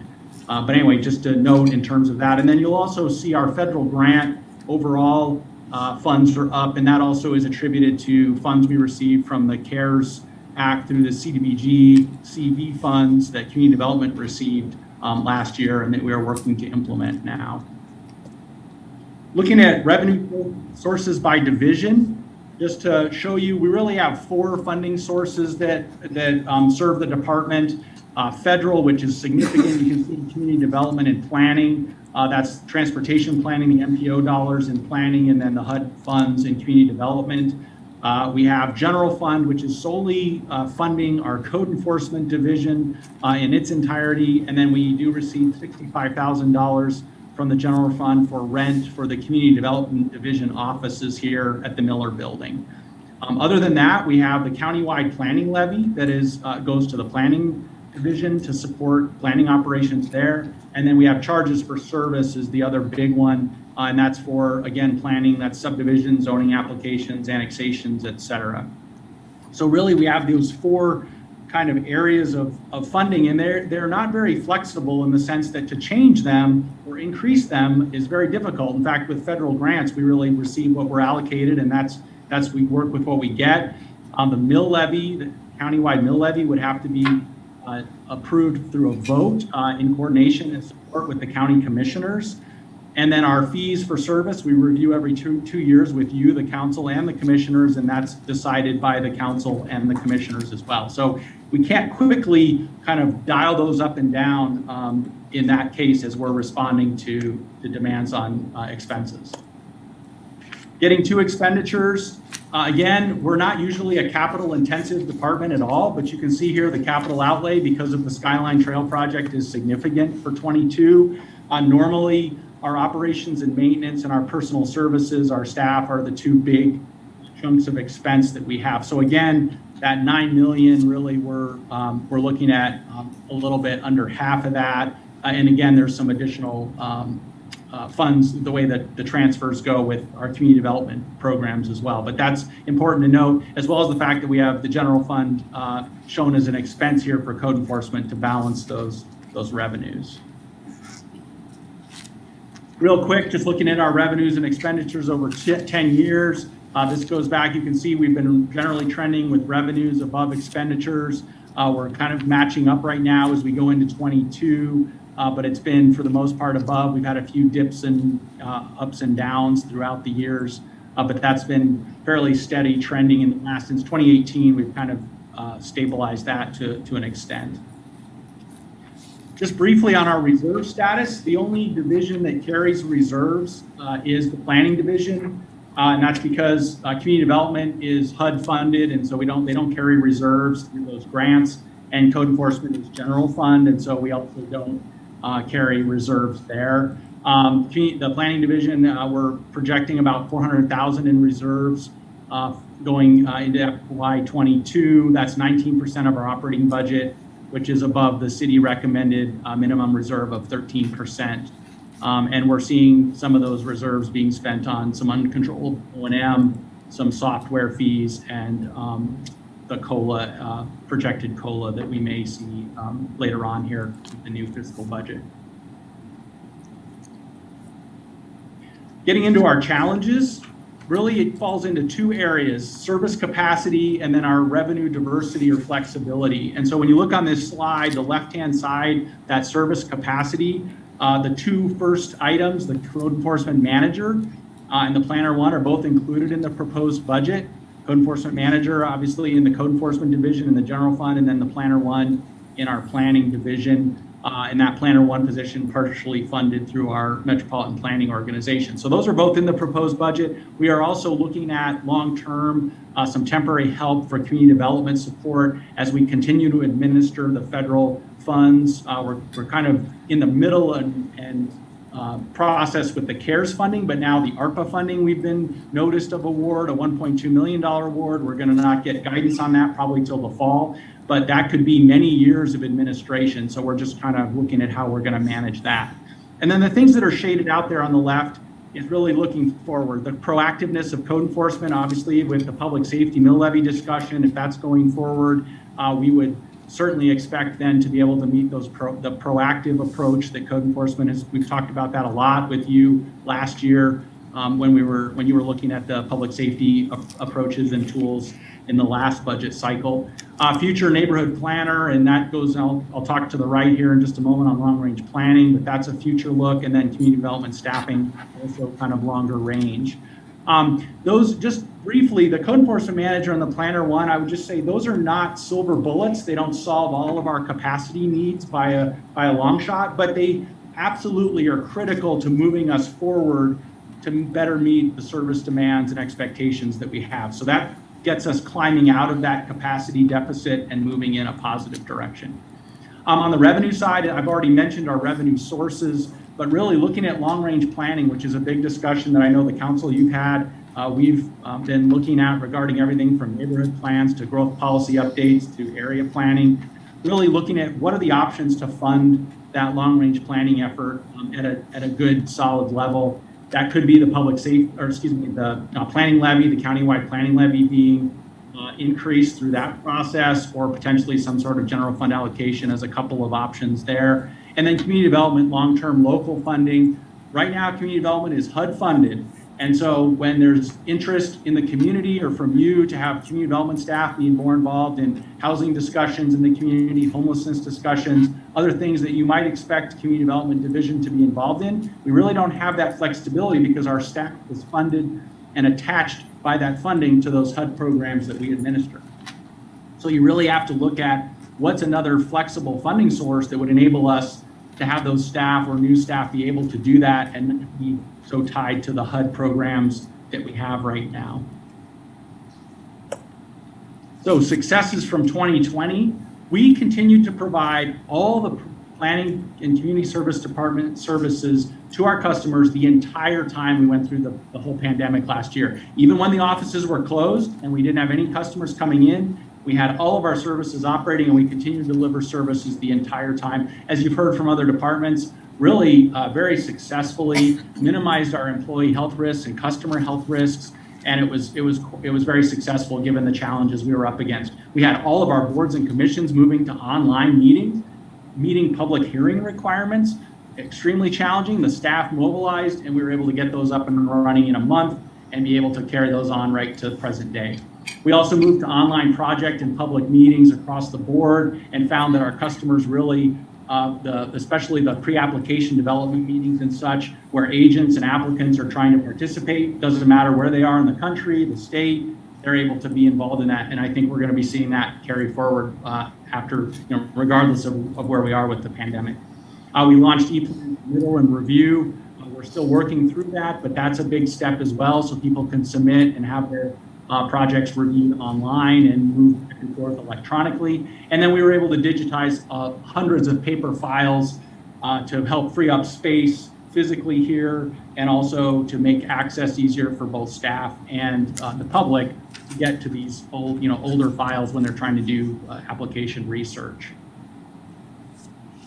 So lastly, our targets, really looking forward. The big message with this slide is that in planning and community services, it's a long-term play. So when we look out and we're dealing with the different efforts and projects and plans that we're involved in, we're not looking just 6 months, we're not looking just a year, we really have to look longer term. And so I'm just showing you on this slide, even the council, implementing the council priorities that are on your current priority list, I mean, some of those are multi-year efforts. And so just keep in mind as you think about vision and goals and priorities, some of these things to take the best advantage of community opportunities and grant opportunities and all those sorts of things that are out there. We have to have long-term planning in place. We have to have different tools in place to be able to jump on those opportunities. And sometimes that takes many years or multiple years to be able to handle that and manage that with the city and really support the community in the best way we can. So this really just is illustrating for you some of the shorter term things that we're certainly working on priority wise, like the massage facility license implementation, but then other things like administering some of those CARES Act and ARPA funds with community development could be many years in the process. So with that, I will conclude and be happy to try to answer any questions. Thank you. Thank you, Wyeth. Excellent presentation. Questions, Councilmember Joy. Thank you, Mayor and Council. And I do want to explain, I'll be wearing my mask because I work with children with special needs who have suppressed immune systems, and although the vaccines are approved for adults, they're not approved for young children. So I'm kind of tied to this mask for a while, so thank you for understanding. I wanted to ask about your revenue diversity and some of the challenges. Adding a planner 1 FTE, do you anticipate some of the big projects that are coming forward, like the Innerbelt Loop and the Skyline Trail, do you anticipate that you will be able to meet the needs for your department with those additions? Thank you. Thank you, Councilmember Joy and Mayor and Council. So one of the, just a little more background and to answer your question on the Planner 1, as I said, that position will be funded 60% local funds, 40% through our transportation planning program. So we're able to leverage an entire position with 40% of that being reimbursed through our transportation planning program.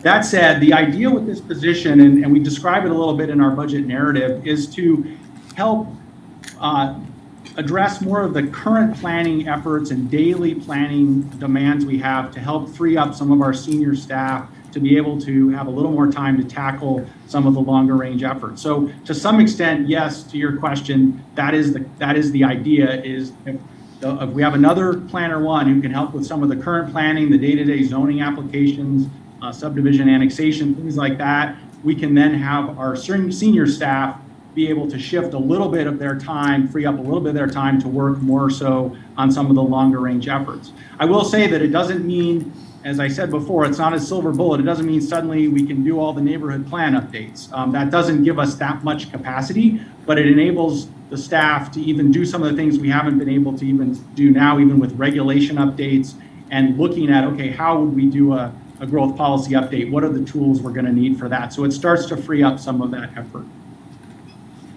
Thank you very much. Councilmember Yakowicz. Thank you, Your Honor and Council. Mr. Friday, I just want to drill down a little bit on the code enforcement supervisor. And, certainly what I understand is that Nicole Cromwell is doing both right now. And I appreciate what you're saying about it's not a silver bullet, but also you said it's very critical. With 5,000 cases per year, I guess my question is, if I would hope that you have the confidence that what Craig Salzar did when we got him in, he made a huge impact on code enforcement. And so I have the confidence that likewise getting Nicole into one position and get someone else in the other, it can have a dramatic impact. What do you think? Councilmember Yakowicz and Mayor and Council, yes, you're absolutely correct. The thing with the positions, just to clarify, so right now, as Councilmember Yakowicz just pointed out, we have Nicole Cromwell is the person who's in two positions. She's half the time trying to be the code enforcement manager and half the time trying to be the zoning coordinator. And we have enough in both of those areas for a whole, two whole people to easily address all the demands there.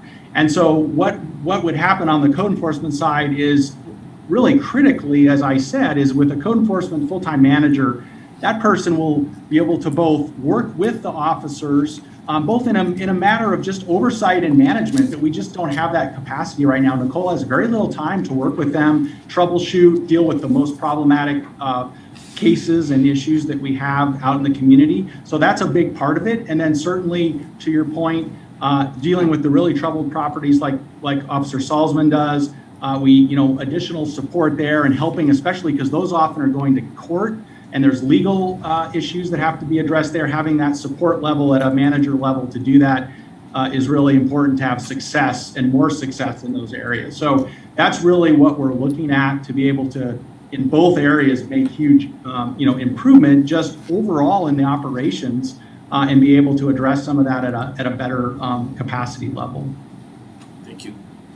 Thank you. Councilmember Ronning. Thank you. Great presentation, Wyatt. Thank you so much. And forgive me, I'm not remembering how many staff members, if you were looking to increase the code enforcement officers. And the reason I'm asking that is I'm just trying to picture in my mind with that tool that we've been talking about at the city level in regard to what we're seeing with public safety. How do we help police out in regard to public safety, yet still keep our finger on the pulses to the crimes that are happening within the community? And one of those tools is that public nuisance abatement, and really going after those properties that are consuming public safety resources and preventing those officers from being in other places, police officers, and giving us the tool of code enforcement officers. So when we're talking about sober living houses and hearing the number that Billings has and the problems that we're facing there, and that it would be code enforcement officers that would be going and possibly doing those complaint calls at the sober living houses, do you, I guess just point blank, do you feel like you're asking for enough resources? Do we need to really be looking at additional resources for your department? Can you give me a couple thoughts on that? Yes, Councilmember Ronning and Mayor and Council. So yeah, what we're talking about right now and what's in the current proposed budget is a full-time code enforcement manager that would be funded by code enforcement. Right now, Nicole, the position that's split is actually funded entirely by the planning division, even though half of it is doing the code enforcement work. So we're trying to get that cleared up and also get that position full-time. That's what's in the current budget. That is, as I said, that's a critical step forward. In terms of longer term and being able to address the capacity need further, the public safety discussion that we've been having in staff, working with City Administrator Kukulski, the proposal is looking at adding additional officers, adding potentially 2 more code enforcement officer ones is the best way to describe that. And then an additional code enforcement officer 2, which is Mr. Officer Salzman, as Councilman Yakwich referred to, who deals with the very problematic abandoned structures in those properties. So I think with the manager position and then with the levy, if that moves forward and we're able to address those added positions, that puts us in a very good position to be able to move forward and be able to address things like, as was brought up today, the sober living issues, being able to address the medical and recreational marijuana if we end up, depending on how that becomes regulated. And then obviously we're implementing right now the massage facility licensing and being able to do that. I mean, just as an example, we were talking today about the sober living issue, which we're still trying to even get our minds around kind of all the issues there. It would be excellent to be able to say, for me to be able to say, and the code enforcement, manager to be able to say, yeah, we're going to take an officer right now and have them really dig into that issue. And we just can't do that. We'd be pulling somebody off of an entire area of the city right now who's dealing with all the codes in that area to say, okay, drill into this issue for us or spend half your time on that. So that's really where we're at. And I think, yes, with those proposed public safety additions, that really, starts to put that together in a very positive way. Thanks, Wyatt. Thank you. Other questions for Wyatt? I'm not seeing any. So Wyatt, thank you very much. We'll move on. Our next item up is our fleet presentation. After that presentation, any questions? We'll take a brief break and come back for public comment on all these things that we've been discussing on item number 1. Mark Balter, I assume, is our presenter. I am, and give me 1 second here and I will have my presentation up.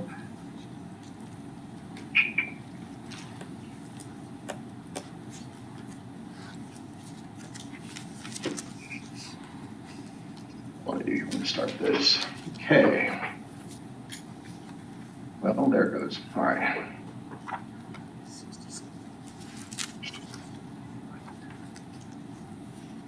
From the beginning. All right, there we go. Let me do one thing real quick. Let me switch my screens. And are we good there? Yes, looks great. All right, thank you. Good evening, Mayor and Council. My name is Mark Walter, and I'm excited to be the new Fleet Services Division Manager. Thank you for the opportunity to present my 2022 Fleet Services Operation Budget. We are located out here at Operations Center, which is 4848 Midland Road. This is a well-designed fleet maintenance structure, which includes 18 service bays, an in-floor pit, multiple vehicle lifts, overhead crane. Again, very, very nice operation out here. Fleet Services is an internal service fund and a division of the administrative services, We provide maintenance and repair service to city departments and their automotive and heavy equipment. This slide displays some of the major service responsibilities. We maintain work shifts Monday through Friday from 6:30 to 10 p.m. to support various city department schedules. This also allows us the ability to maintenance equipment and do repairs during non-use times, so when the other departments are resting. In addition, we have a 24/7 on-call service from October to April. That really helps with immediate snow blowing needs and items like that. And I am also the administrator of the equipment replacement program, as far as that goes. All right, let's get into the good stuff. Fleet operations are similar to an outside equipment repair facility. This slide displays 3 of our major operations. Maintenance and repair, a wide range of services are provided for a very, very diverse fleet. We have parts and fuel inventories for, again, equipment's anywhere from lawnmowers to garbage trucks. Staff manages these parts, and vendor relations are very important because we not only get stuff locally, we get stuff in Canada and as far away as England because that's where some of this equipment is manufactured. Staff performs my accounting and data processing, including work order processing, accounts payable, billing, payroll, budgeting, and a courier service that delivers mail throughout the city departments. The city fleet consists of over 1,100 pieces of equipment to include police vehicles, fire apparatus, and supporting equipment. solid waste garbage trucks, and the street department's variety of heavy equipment. If you look at this picture here, it shows cars, trucks, fire engines. This is a rotomill, and so we are pretty able to pretty much fix anything here with internally. Our staff is 18 full-time employees, myself, a shop foreman, 9 mechanics with various certification levels, including ASC and EVT master certifications, 3 service technicians, 2 office support and a courier position, and 2 parts inventory specialists. Why did that come up like that? Let's do that one more time. There's my budget. That's what I wanted. So my fleet service revenues, we are generated from city departments for services provided. 86% of those revenues come from mechanics labor, 11% from parts and fuel markup, 3% from courier, pool, vehicle rental, and interest on investments. My total projected revenue for 22 is $2,083,017. That's an increase of $110,452 from last year. Revenue by department. This chart displays revenue, which departments pay us the most. A large portion is from public works, which includes solid waste and the street department, followed by police and fire. My expenditures, total proposed expenses for FY22 are $2,043,283. Included within those expenses are my personnel, which is 75% of it, O&M, interdepartment charges for services such as rent, liability insurance, and other O&M, transfer facility debt service at 5%, and my capital, which is 2 vehicles we purchased from Public Works. This budget, are you ready for this, is a decrease from $88,366 from last year. I did say decrease, but it's due to last year we purchased that fleet software. That wasn't all my doing. Some goals for 2022. These are important to me. Getting staff has been difficult. Getting good staff has been darn near impossible. So I'd like to provide various technical training opportunities for staff, including the implementation of our new Windows-based fleet management software system. We need to update some of our diagnostic tools for light and heavy-duty equipment applications. We continue to face the same challenge as other departments getting some quality people in here, but we will, sorry about that. We are going to do the best we can with the staff I have, and again, try to grow the ones that show the most potential. Encourage employees to shadow higher level positions. They're never going to learn unless someone shows them. Update the equipment replacement program for 2023 and future budget years. I would like to work with the departments to assist them with the planning and preparation. Let's try it again. Preparation and presentation of their ERP, prepare replacement documents for the committee reviews and their recommendations, and produce a comprehensive plan designed to systematically replace and fund the city's vehicles and equipment.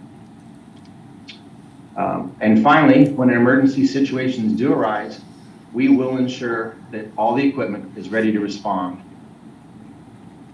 And with that, since I'm the late show and I only got 15 minutes, does anyone have any questions? Thank you, Mark. Well worth waiting for. Welcome on board to your new positions. Thank you. And great presentation. Thank you very much. If you would close out your slide deck, yes, sir. We'll be able to see each other better. Okay. And questions for Mark. Councilmember Purington. Thank you and congratulations, Mark, also. Thank you. The question that I had was, does City College have a mechanic training program?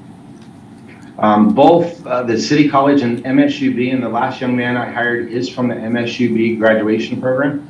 And the city was kind enough to allow me to hire him, we'll call it part-time, for only about 26 hours a week, so he could finish his schooling. It lasted about 5 weeks, and now he's here full-time, and a great young man, and I'm proud to have him on board. Follow up, Mr. Barrow. Go ahead.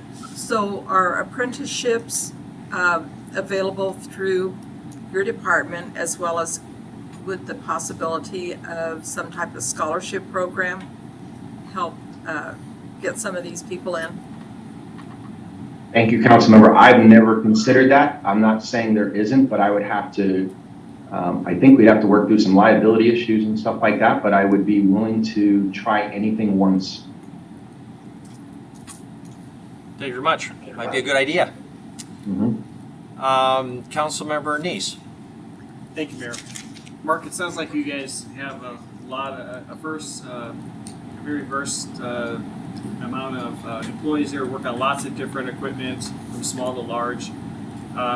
Are there any other departments that do the same type of work that you're doing as far as working on equipment that you feel that your department could actually manage and cut costs down for the city by doing managing their fleet services and their equipment?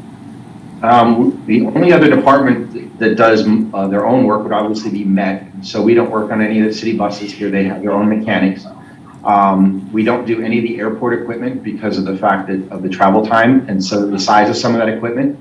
PUD does their own oil changes, but we do all of their, we call them B's and C's, which are brake services and more of the spark plugs and more in-depth stuff because you have to have the scan tools. And I don't know that they have them. And I know out here at Fleet, it costs a fortune to keep those services and subscriptions up to date. And that's one of the things we want to continue to update. With the vehicles and the computer chips, which I'm sure you've heard about in the news, without that software, we can't work on these vehicles. Mayor, quick follow-up. Go ahead. Thank you. It sounds like you then have looked into other departments and looked for ways to, it sounds like you know what the other departments are doing, what you can and can't do. One I didn't hear about, and I asked about this a year or so ago, was the parks department. Are you working on some of the parks equipment? They were working on their own equipment before, so are you doing all of their parks equipment? So to the best of my knowledge, Councilmember, we do all of the parks equipment. They may do some of their small engine like weed eaters and stuff like that, but we service all the large mower decks and definitively all their cars. And they're the one entity that leases 10 vehicles from me or for the summertime for their seasonal. So we definitively would take care of those. Great, thank you. Yes, sir. Thank you. Other questions, Councilmember Ewald? Thank you, Mayor. Mark, for a lot of the equipment that the city puts out on bids, they include a warranty with it. So do you do the warranty work and then bill the manufacturer for that, or do you have other entities come in and work on the equipment at your shop? So warranty work, let's say with some of the smaller equipment, let's say it's a Dodge or a Ford, we would try to send that over to Ford to have them do the work. Now there was one incident when I was still with the police department, so I was very familiar with it. The patrol cars had some lateral link issues and we could do them faster and we billed them back and got our money back. So I guess we've done it in both directions, but it's mainly a time situation. If my fleet staff has time to do it and it would be better in a time manner, we will do it. And then we're still able to bill them back. Now, when it comes to some of the heavy equipment, we're really running into some issues where we bought extended warranties on garbage truck cylinders and they're denying the warranties due to scratches and some other stuff. So we're gonna need to look really, really hard at whether we're gonna continue to purchase those extended warranties because if they're not honoring them, we're throwing good money after bad. Follow up, please, Mayor. Go ahead. So at the solid waste, the new building up there for where they store some of their equipment, they work on it. Do you go up there and work on the equipment, or solid waste do their own mechanic work? So thank you for that question. So solid waste would do their heavy equipment. They have, it's not exactly a lease. They have a program where they have a guaranteed buyback. So that work is done by John Deere. But we do send mechanics up anytime one of the garbage trucks, like today, couldn't get the rear door open. So we would send our staff up to do that. We don't service the compactors or the grinders and things like that. Okay, thank you very much. Yes, sir. Thank you very much. Councilmember Ronning. Thank you. Great presentation, Mark. Thank you. So Thank you. In regard to recruitment, do you recruit out of state? Do you recruit throughout the state? Are you recruiting, do we recruit in areas that are more highly probably populated with those that work on vehicles, things like that? What's your recruitment look like? So currently, Val in HR is very helpful. We send our job applications to like Wyotech, which is in Wyoming, which is a automotive college. And so the jobs that I have the most trouble with are the oil, we call them vehicle service techs, the guys that are changing the oil. It's the entry level position here in the shop. And so I don't know if it's a pay issue or they can get a job, you know, in the oil field or some of these other places. But we are absolutely sending applications in the city's postings to any place that has some type of affiliation with automotive teachings. Thank you. Yes, ma'am. Thank you very much. Any other questions for Mark? Not seeing any others. So, Mark, thank you very much. We appreciate your work and also your staff. All right, thank you. Okay, thank you. Council, that brings us then to the conclusion of item number 1, with the exception of public comment. It's 7:34. Why don't we take a break? We'll try to come back as close to 7:40 as possible. It's only 6 minutes. If we're all back, as soon as we are, we'll start again. For members of the public, anybody who might be watching on Zoom, this will be our opportunity to comment on everything you've heard on item number 1. We recognize that item number 2 is the public safety mill levy, and some of these topics are going to be obviously an overlap.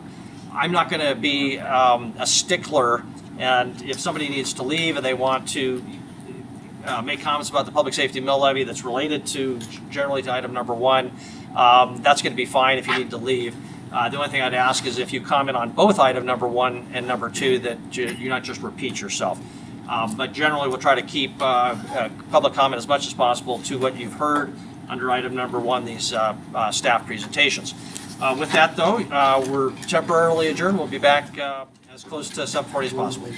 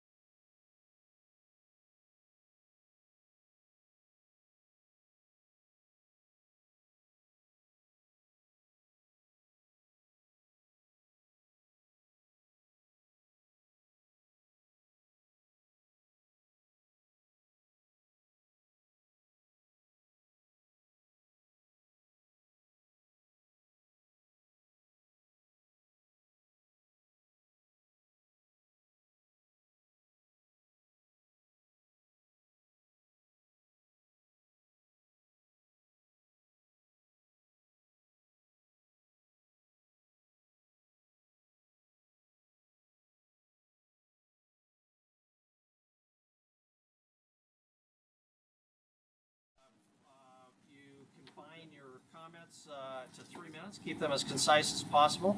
Please tell us your name and your address up front.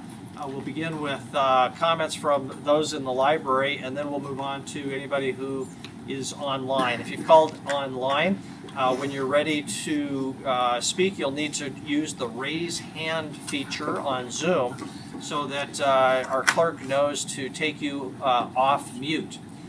We won't be able to see you, but we'll be able to hear you. So with that, we'll first look to people here in the library. If you'd like to comment on item number 1, please go ahead and come to the podium. Recognizing, again, as I said before, there may be hard to distinguish item number 1 from number 2. Number 2 being the public safety mill levy discussion, which we have not had yet. But with that, go ahead. Mr. Buchanan. I jumped ahead because I was sitting there first. Your title. Gary Buchanan. I run a firm called Buchanan Capital with my son and family. 2 points. One will be crime, and then the second thing would be the great economic development debate, which I've done before you before.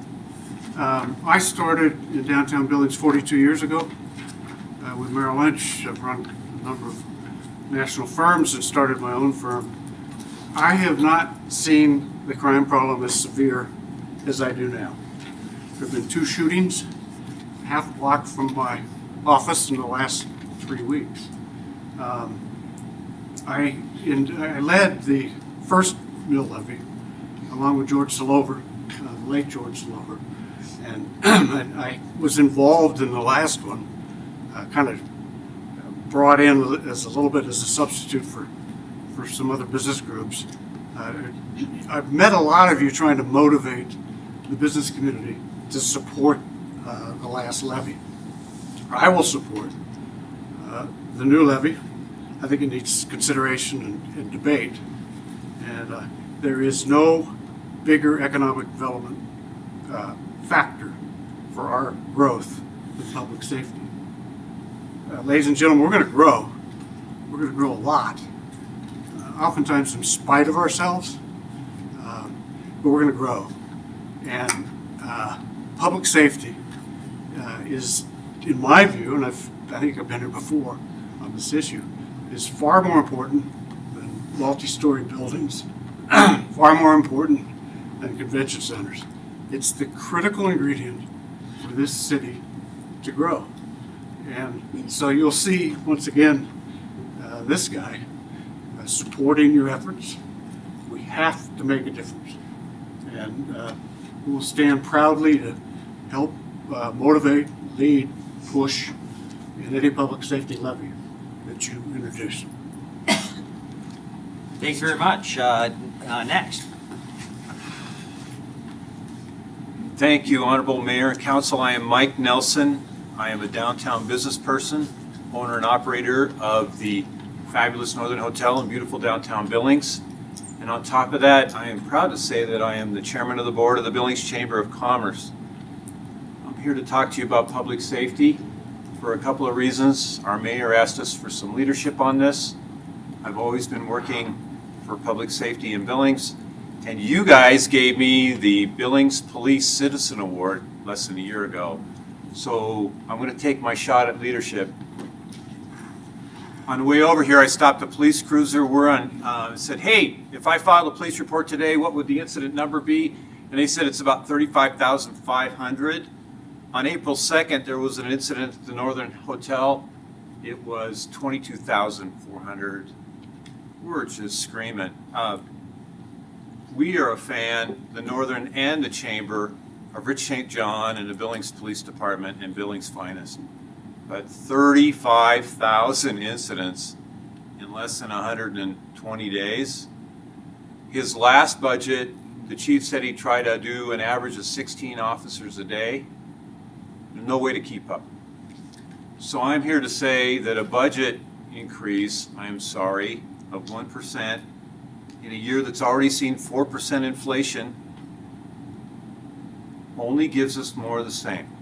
Maybe a little bit less of the same. So I challenge you guys. I know how tough this is, but I challenge you to find more money. Right? We can't arrest our way out of this problem. But in all of the safety seminars that I've heard the chief speak on, he says if I can field more officers with a certain mission, I can make a difference, even if I don't have a place to put people. Because I can stop or prevent crime. Okay? So that's what I'm asking you today to do. I'm actually challenging all of you today to do. Find more money for the police. Okay, before the safety levy, because that's the long-term solution. But if we go another year with what we have, I'll be here next year saying, I'm not going to operate a business anymore where somebody is killed so I can serve a hamburger. That's not fair to anyone. That's not what we're here to do. So I challenge you, find more money, give the chief a lot more than he's asking for, and let's make Billings a little bit safer in the next year. Thanks. Thank you. Next.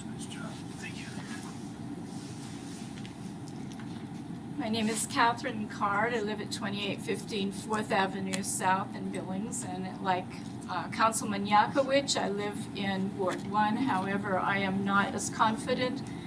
After the last 6 months of experience with the Billings Police Department, I'm not as confident as you are, Mike, about the Billings Police Department. I believe you can throw all the money in the world that you want to throw at the Billings Police Department, but without basic trust and basic integrity, that money is going to go to waste. The CPSM report says the public trust is vital to the law enforcement mission, and this trust rests on departmental responsiveness to community needs and expectations. The department must receive commendations and complaints with equal professional interest and courtesy, and give both appropriate supervisory and management attention to foster public confidence and to promote constructive communication. The stated goal of the Billings Police Department is to maintain public trust and department integrity by demanding all personnel maintain high standards of professional conduct at all times, and yet my experience in the last 6 months is hardly that.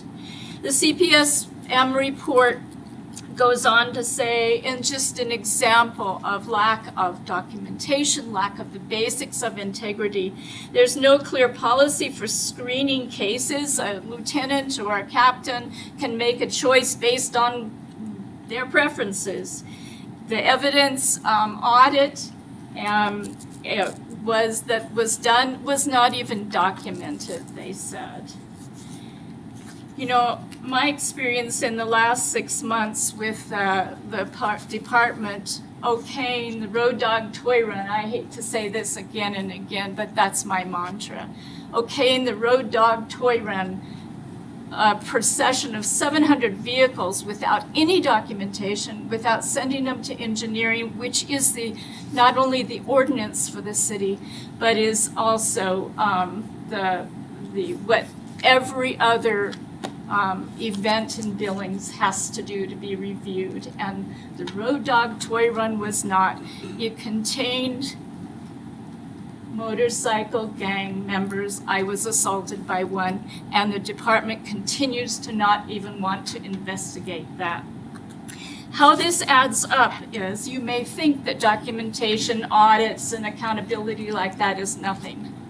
But what it does is result in a dramatic set of events that we had a couple of years ago. And that is the instance of 3 officers being found having sex with a city employee on city property and in their police cars. They had to feel very comfortable that they could get by with doing that. So I ask you to consider not just throwing money at the police department, but requiring that their integrity grow. Thank you very much. Next.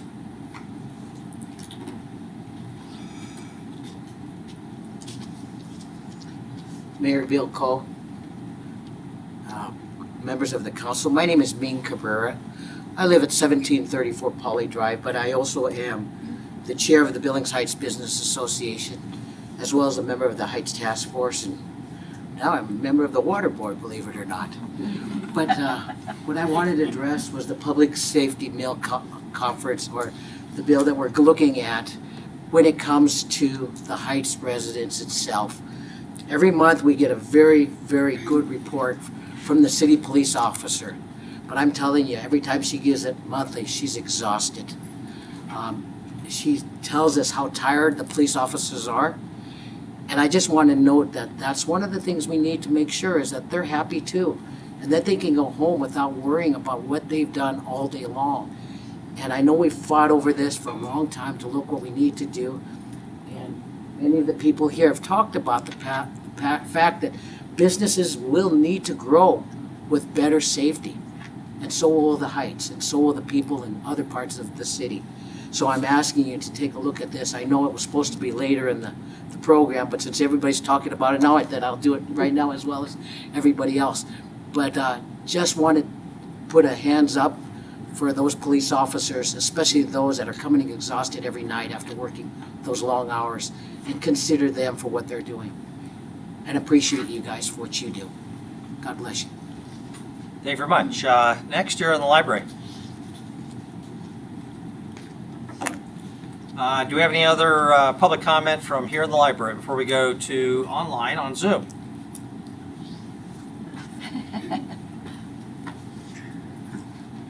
Mayor, Chairman, my name is Chris Fidel. I'm Senator from Senate District 26, which is the lower half of Billings, Montana. You do look vaguely familiar. Vaguely familiar as a former city councilman. I know where you guys sit and I know what you guys are doing. I know one of the things you need to talk about is in order to get the trust of the community, what you're going to need to do when it comes to these public safety is you need to have a plan. You need to have a plan of how you're going to work with it. You can't just add more city police officers. You can't just add another judge, but you have to talk about the whole totality of the legal system in itself. You need to talk about maybe another judge, more prosecutors like you've heard from your groups of your employees. You have to talk about more police officers. Well, one of the other things you need to have a conversation with is the county commissioners. Because the choke point is, and from my understanding from a lot of the conversations I've had with local law enforcement, not only including our city Billings ones, but also the sheriffs, HIDA, including marshals, and all the such, believe me, is the choke point of the county jail. I know that is not your responsibility, however, it's our responsibility as a community. One of the things I'm looking to do is to talk to all our constituencies, as well as the group of us, the legislators in Yellowstone County, to get together and become a Yellowstone County caucus, to have a conversation, to sit down both right and left of the aisle, to sit down with the city leaders, county leaders, and come up with legislation that we can help you guys out with. Now, there are some things that you may want to look into. For instance, House Bill 701, which everybody knows, or at least I know it by the number, unfortunately, is the recreational marijuana. There are some things in that bill. Once it's been signed, it's still sitting on the governor's desk. However, there are things in there like local option taxes and things like that. Heart funds, I don't know if you are familiar with the Heart Fund. You may want to have a conversation with that. There are funding in there for certain things when it comes to SUDs. But that being said, I'm also up here as a legislator, so if there's any questions that I can answer for the city council, I'll be an informational witness and sit down. Thank you. Thank you, Senator. Next, here in the library. Any other public comment here in the library?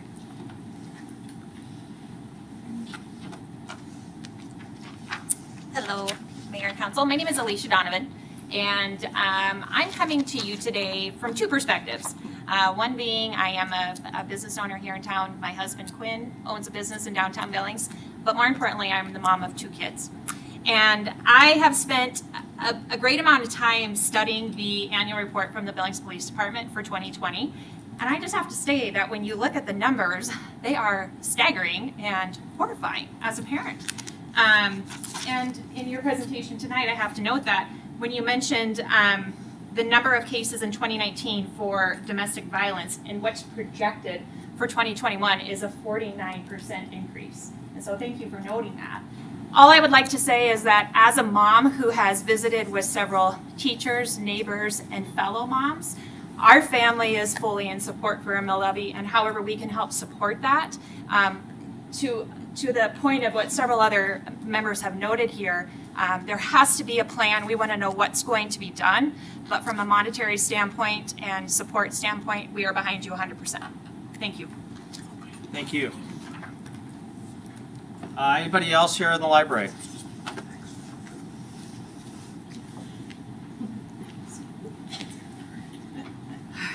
Hi, my name is Ann Kosempa. I live at 712 North 23rd Street in downtown.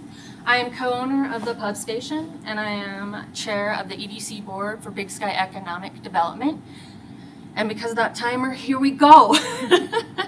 The board of directors of Big Sky Economic Development has identified economic development strategies in 5 essential areas that we believe will position our community for success in retaining and attracting talent and securing new private investment and job creation for our community. These 5 areas include making community development investments that make a measured impact to our overall quality of place, and public safety would be one of those investments.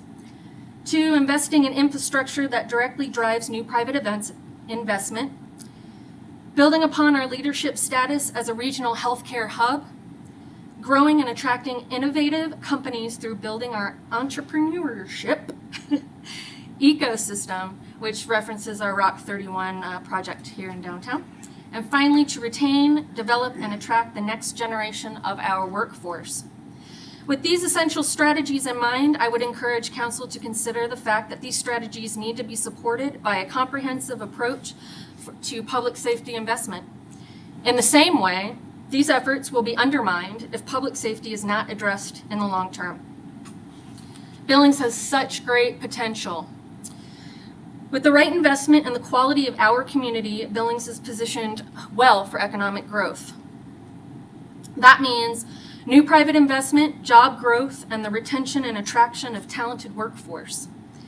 As you consider your public safety decisions, please understand that they do have a significant bearing on our economic future. Businesses need a safe community to operate in and to thrive in. In order to attract the best talent for our businesses, we must be able to show that we live in a safe city and are working proactively to address current public safety challenges with appropriate resources and citizen involvement. Big Sky Economic Development is prepared to support your efforts to address our community's public safety needs. Thanks for your time. Thank you. Any other comments here in the library? Not seeing anybody, and if you've changed your mind later, we'll make an opportunity. But let's go to, online to our Zoom attendees. Again, use that raise your hand feature at the bottom of your screen. Click on that so that our clerk, Denise Bowman, can connect you. Denise, do we have anybody online? Mayor, we do have one person. I'm just waiting for them to raise their hand if they wanted to make a public comment, or they may just be listening in. So I am not seeing a raising of the hand to speak this evening. Okay, if you do see them, Denise, in the next few seconds, please interrupt me and make sure we put them on. Coming back, anybody else in this library before we close public comment and move on to item number 2, which will be the public safety mill levy discussion. Not seeing anybody else, so Denise, if there's nobody still on Zoom raising their hand, we'll move on to item number 2. Okay, then we'll conclude then item number 1, move on to item number 2, public safety levy discussion and needs. I think, Chris, you're going to lead us on this, correct? Yes, Mayor. Here we go. Need to be more patient. There's time. So, fairly brief, just 10 slides here, actually I think 9 slides. As you'll recall, this issue has certainly been a number 1 priority for Billings, at least in the short time that I've been here, which is almost going on 3 years now. So this pandemic, I think, really kind of messed up timelines for all of us. It hardly seems like 3 years, but every day that I've been here, this has been the number 1 priority, and it was it before us. Sometimes I fear that council or citizens can say, well, every city would say this is its number 1 priority.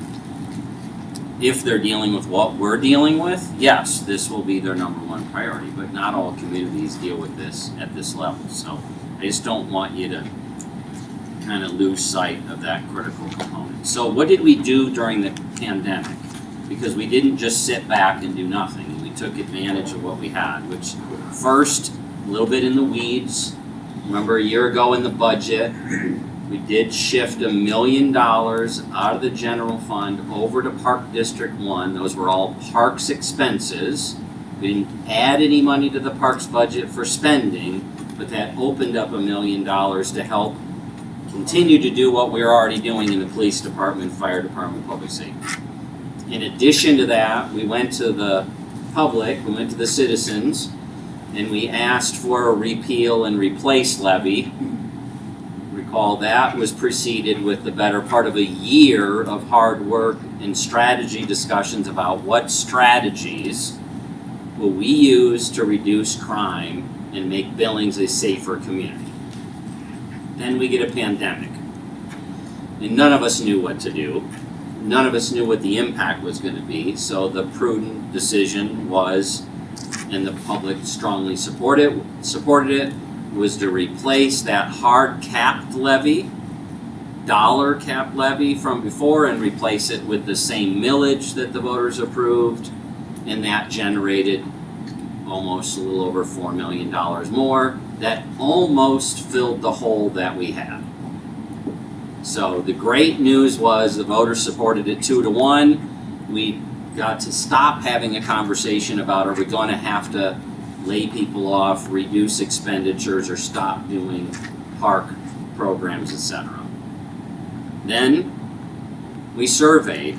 We used the National Police Services Survey, statistically valid, using Polco, randomly selected 3,000 individuals in Billings that met all the statistical data points to get information from them. There's 38 pages, I think that's what it is, of data there.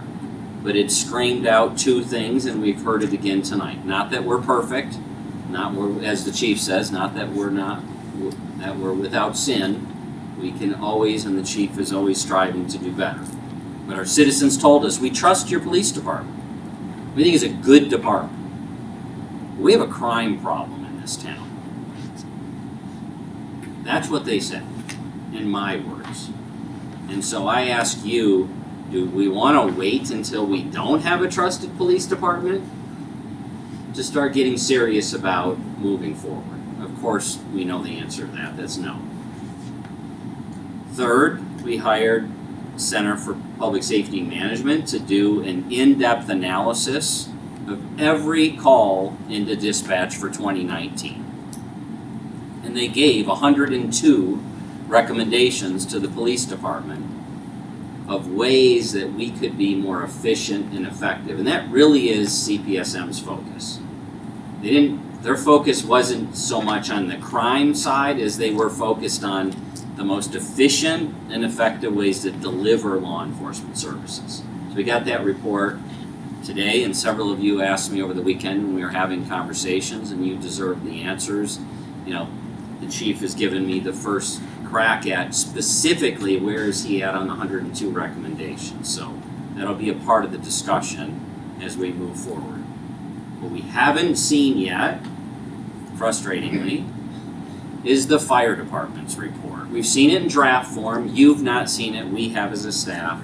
That will be presented to you in this room on June 7th with their recommendations. And I'm saying that's why approximately there's about 45 recommendations in that report. So during the break, that was the only silver lining I'm aware of for us in our community in the pandemic, was it gave us the opportunity to get some real professional data analysis to what our needs were, and ask our citizens, not just speculate, what do they want?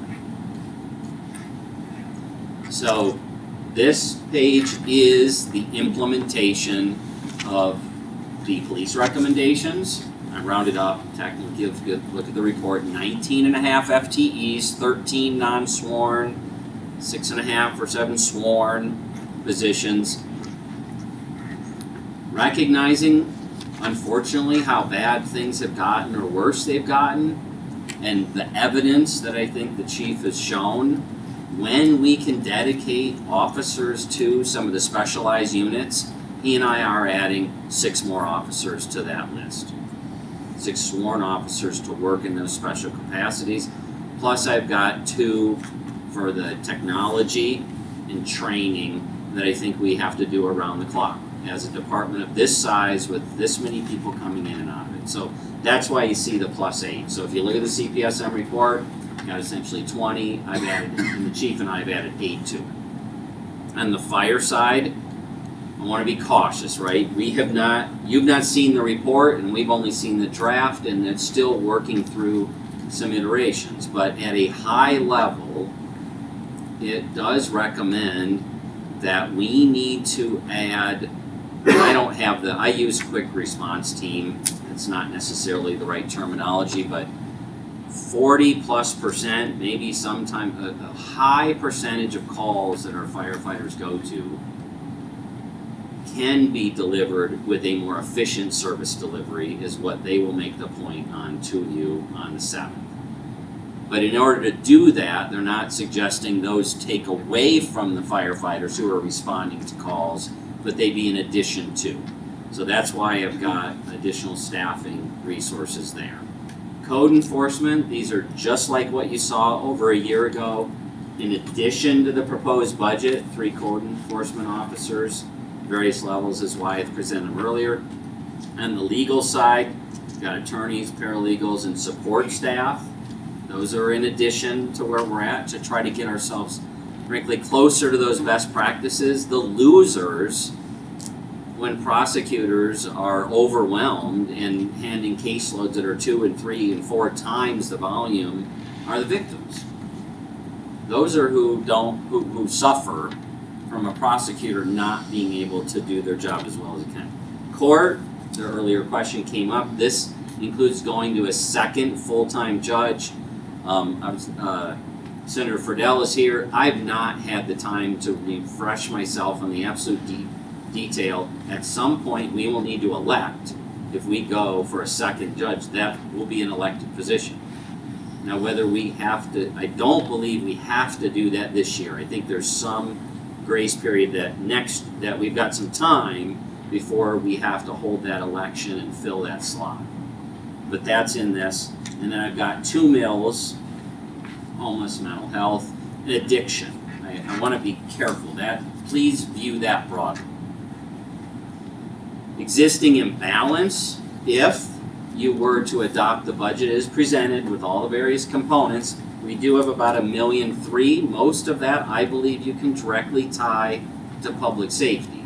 But it is absolutely the truth. If you're an accountant, you dig deep into the budget, you could say anything and every expenditure in the general fund is the one that takes you out of balance. I mean, bottom line is today we're $1.3 million more in expenditures than revenue on operations expenses. And I'll remind you, we knew even with the voter-approved public safety levy, we'd come in $600,000 or $700,000 off. So we filled most of the hole, but not all of it. We talked about the FTEs and the positions earlier.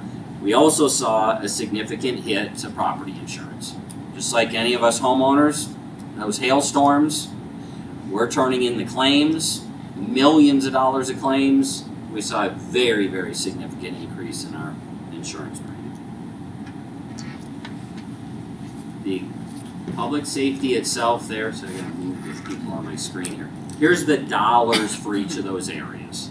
So you start with that $1.3 million, CPSF recommendations, the 1.7 and the PD. They're not all personnel. Some of it's software and other things. Those additional PD resources I talked about, implementing the fire units, the response, I call them quick response teams. That's probably not the right name, but the gist of it is a lot of calls that our fire department goes to can be, there are other methods out there in the world to deliver those services other than the fire trucks. Mental health, homeless, addiction, legal, court, code enforcement, all there. So we're looking at $6.4 million more fully implemented. take us a couple years to fully implement. But fully implemented, 6.4 million, $96 a year, 33 mills, $8 a month. If you remember a year ago, if you go back to the presentation we gave in February of 20, this left column is exactly what you saw.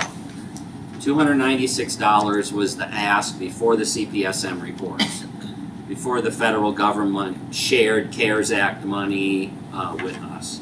So what's the difference? Why today would we ask for $96.35, not $300? Well, that first component of the levy was passed. The imbalance is now significantly smaller than it was a year ago. The police ask is significantly smaller. We thought we were looking at somewhere around 40 plus sworn police officers more to do what needed to be done. CPSM said you can do it more efficient than that, the way you deploy resources. So that's why that number's down. Sorry, look at you.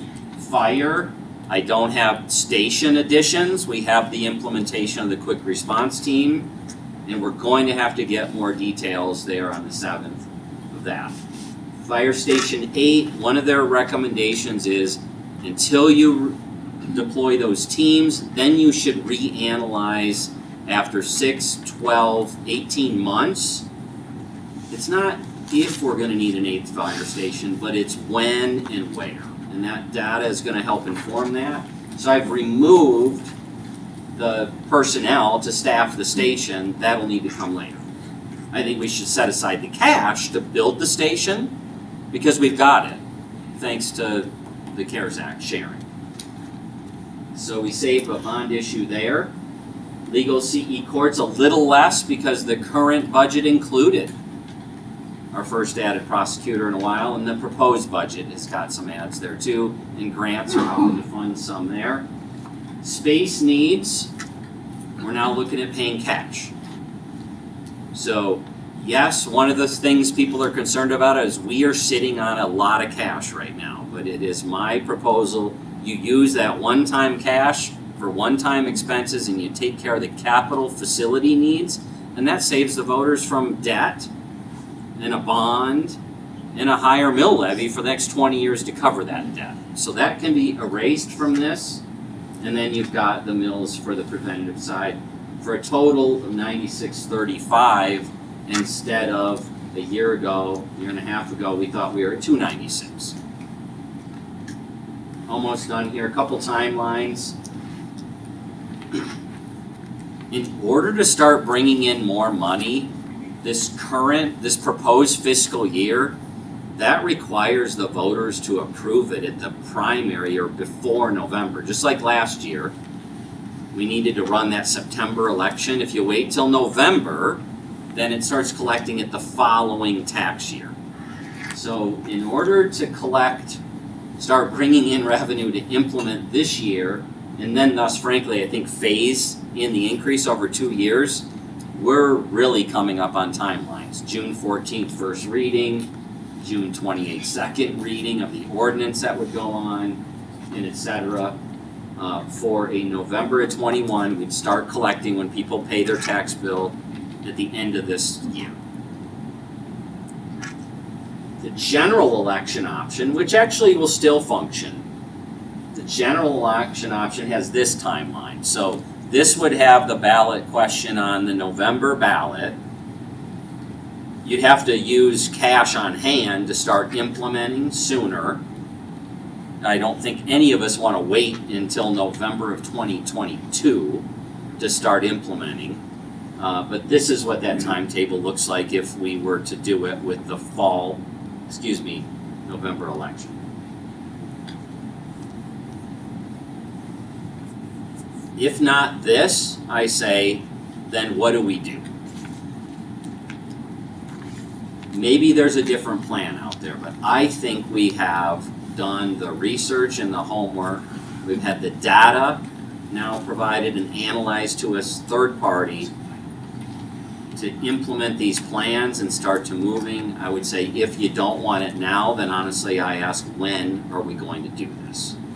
And we're happy to answer questions, get in a little deeper. The goal tonight, really, since this was mostly public safety night with the budget, they really are, you can argue they're very separate things, and they are. I need you to adopt a budget in late June for the fiscal year, but making significant headway on making our community safer is going to require more than the resources that we have today. So, thank you. Thank you, Chris. We'll open up for questions for City Administrator before going to public comment. Chris, I'll start us off. Your last slide says, if not this, then what? I don't think anybody would disagree that we need significant additional resources for public safety. The presentation that you've given is what I guess I would call the pure public safety levy option, and thank you for that and for your staff. Shows a lot of work, and also in some ways it's very optimistic given that the cost is about a third of what we were looking at before. However, that doesn't mean that we don't have other substantial needs from the general fund. In particular, new park construction is something this board has talked about a lot, trail construction. So in the past, there's been talk of a levy that would provide funds for both. We call it the hybrid option. About 6 years ago, there was a failed public safety levy that failed narrowly, but it would have freed up additional dollars in the general fund that could have gone for other general fund purposes. Can you at least comment or describe what a hybrid option, in theory, conceptually, could look like as another option? And feel free to comment as whether you think it's a good idea, bad idea, or needs additional study. I was trying to find my presentation I've given 15 times in town, which is, my 5 strategies for moving the community forward is not all public safety.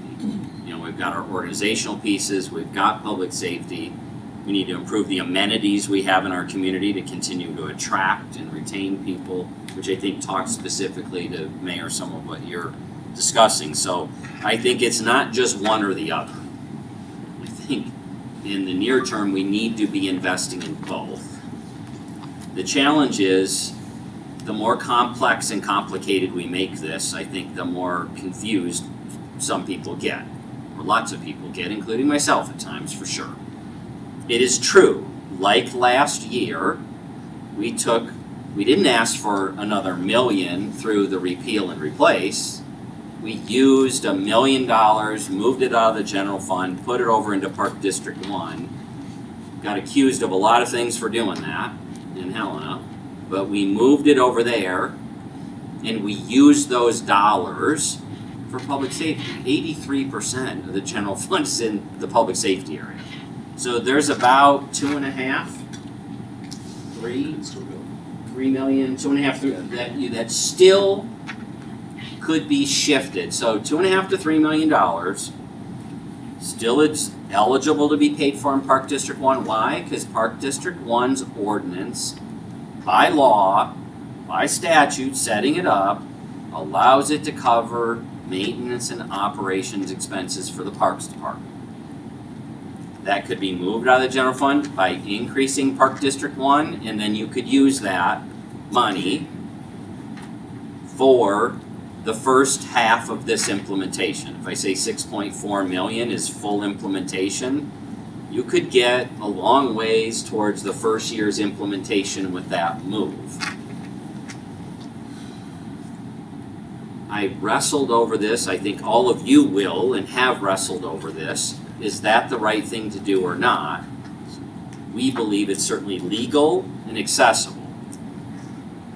My concern about it is I don't know of anybody in this community that's not concerned about public safety. A fair amount of people in our community understand the need to invest in parks and quality amenities. Explaining how we increase their parks fees to get more money for police and fire indirectly, I think has got a lot of room for people to be confused, conspiracy theories about what's going on with the money and who's doing this or that. So frankly, I wanted to present the first option to you as the cleanest, most direct issue tied directly to public safety, but we have options there. The other thing maybe I would add, I'm sorry, is one thing the legislature did do this session, by their action they took with, I can't remember the bill number, but basically districts, our Park District 1, will have to go to a vote of the public between now and 2024 to stay in existence. So either the voters will need to consider letting us continue Park District 1, or we'll scrap Park District 1 and replace it with a parks levy. That is a public vote that by law will be mandated now in the next, between now and 2024. So the parks conversation also invites a whole nother dialogue about expanding parks investment, not just continuing with the same parks investment. So it gets complicated quick, but there are other options. Okay, thank you very much. I'm sure other council members will have plenty of questions. Councilmember Purington and Boyette. So, Chris, I just want to understand that you're saying that you would move that $2.5 million into PD1? I'm saying In that's 1 an year? option for you. No, I I'm saying understand if it's that. me, I'm saying keep it cleaner. Go to the public on the public safety levy, deal with all the park stuff as that conversation. And I would promote strongly doing that in 2022, sooner rather than later. But I think everybody understands the public safety need right now. And so I'm not suggesting we do that shift unless the council says we're not going to go out for a public safety levy. Then I would say, okay, do you want to approach it this way? Okay, so going back, if you do a public safety mill levy, then you are suggesting to do a transfer of $2.5 million into the Park District. Sorry, no. This $6.4 million would the cost of it, the $96, covers the needs, the requests, the implementation of the public safety strategies. And I understand that. I'm trying to go for what you're saying with the Park District, what you're wanting to do with that, because the reason I'm asking is because that's an assessment.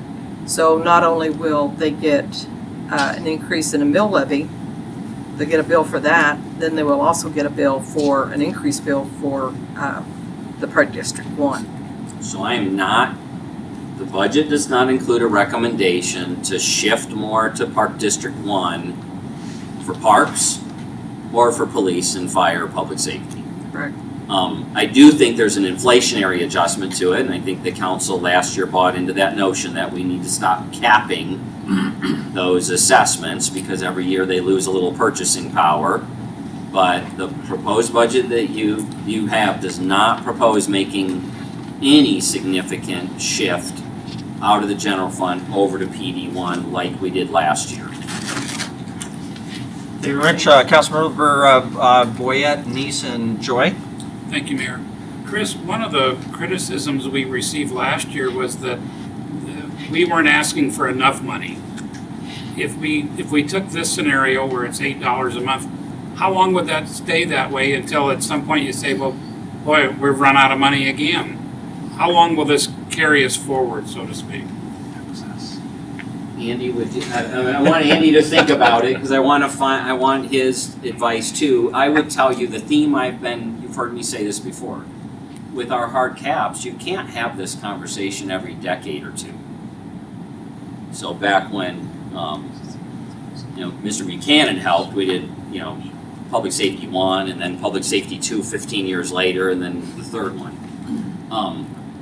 Because even if you're growing at a decent pace, and you're getting new tax dollars because of all the new housing and commercial, there's also an increased demand for services. So I would tell you generally, I think the community should be thinking council should be thinking every 3 to 5 years, depending on inflation and growth and demand for public safety services, you're probably going to have to go and ask the public for something a whole lot smaller than this, though, because you should be dealing with a smaller chunk.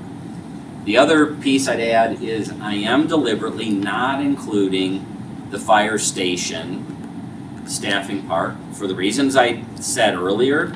So I think after you implement their set of recommendations, you know a couple years, within 2 years, we should have a conversation about staffing the 8th fire station and or 9th fire station.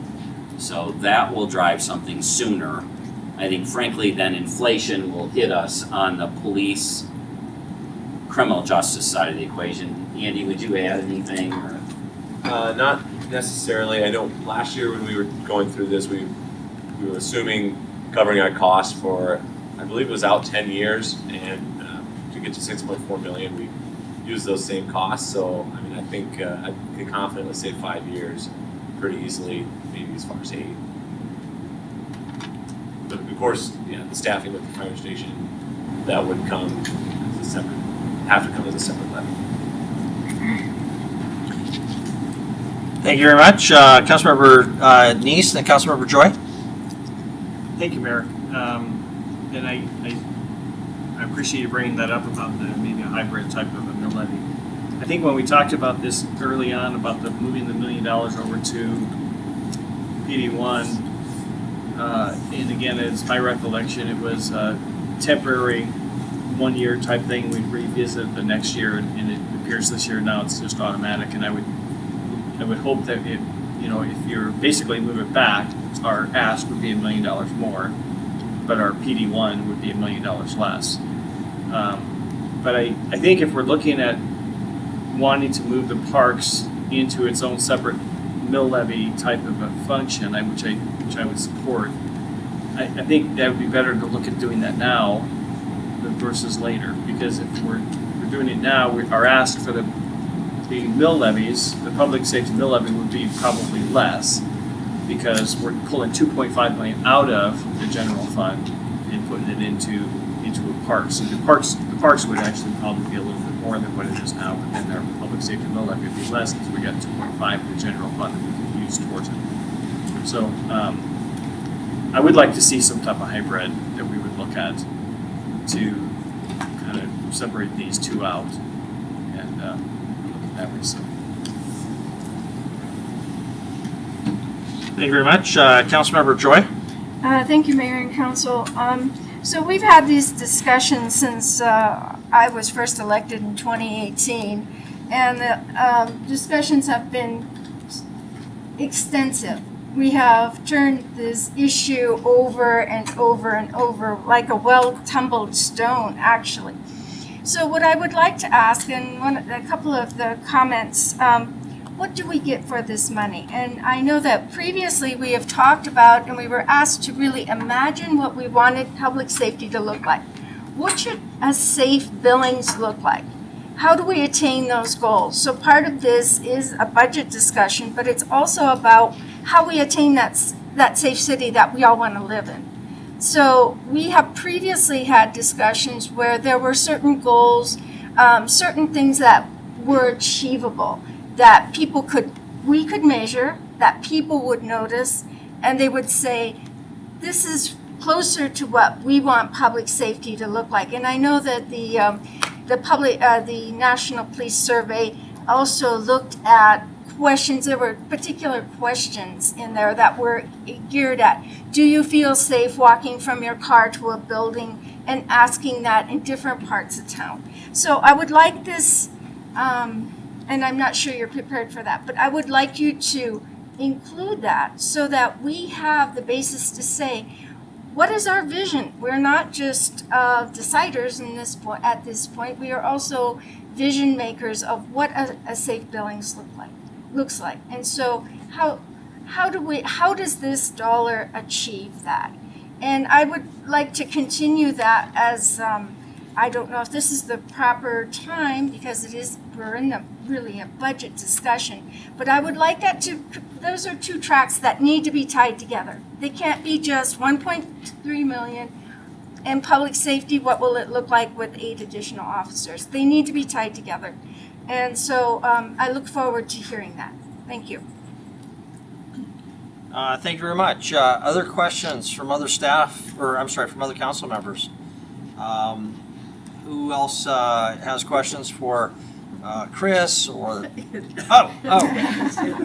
Could that possibly be Councilmember Roddick? You can also just throw something at me. Thank you very much. Councilmember Roddick. Thank you.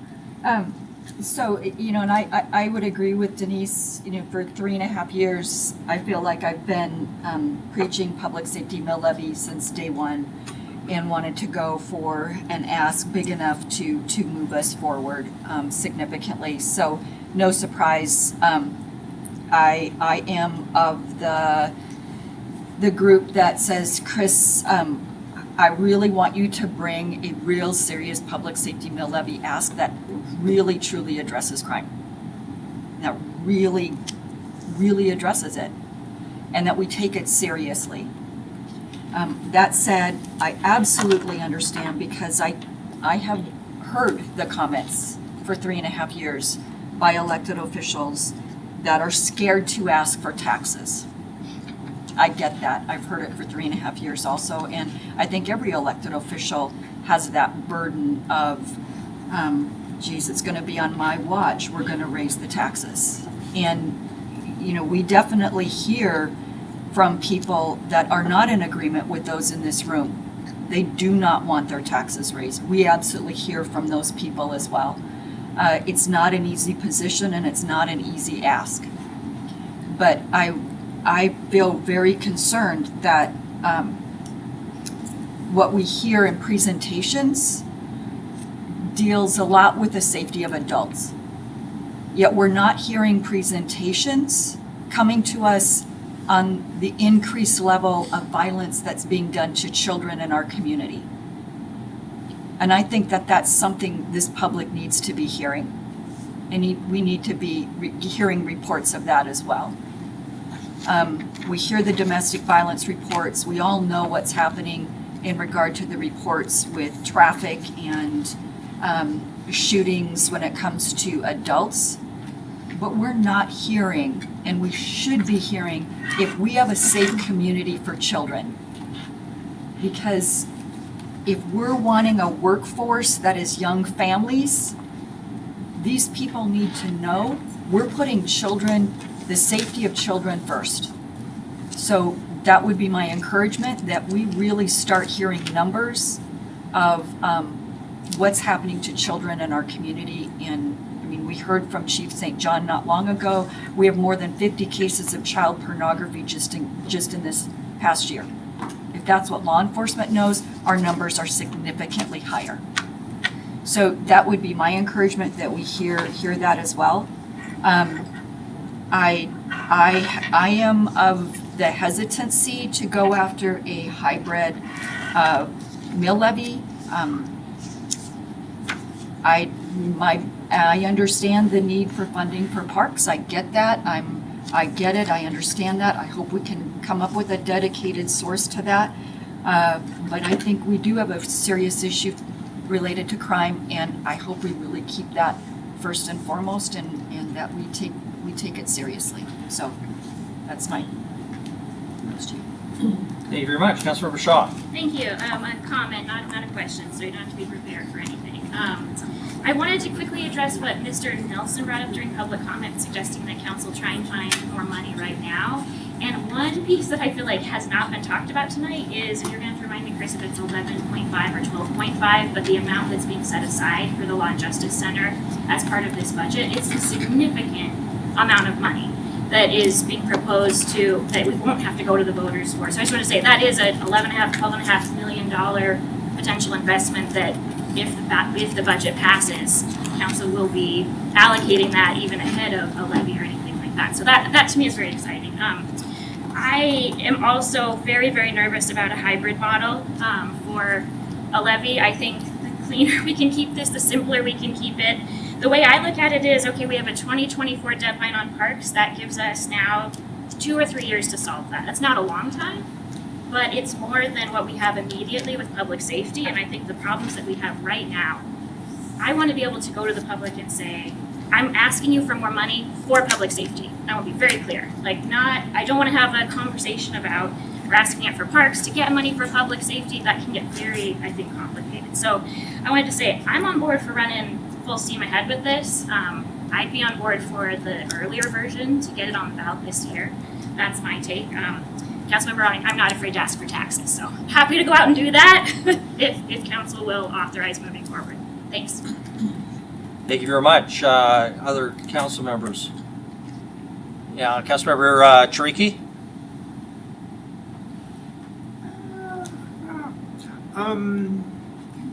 Public information, public education.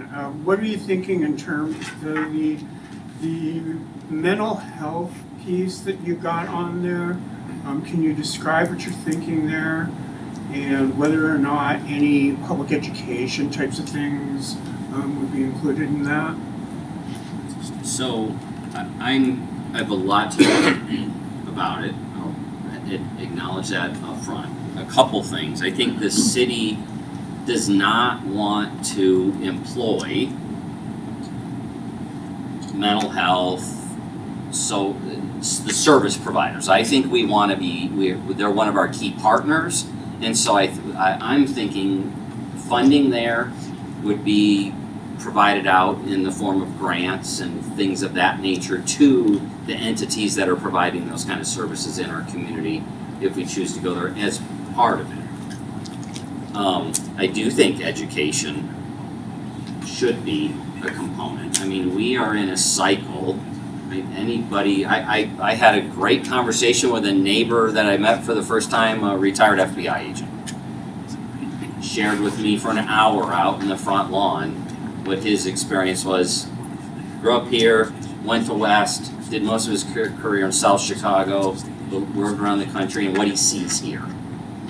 There's no doubt what we're dealing with is not something that law enforcement they're dealing with the consequences and the effects of breakdowns in all kinds of systemic areas that I think education is part of what we should use some of those dollars for. How much, I don't know.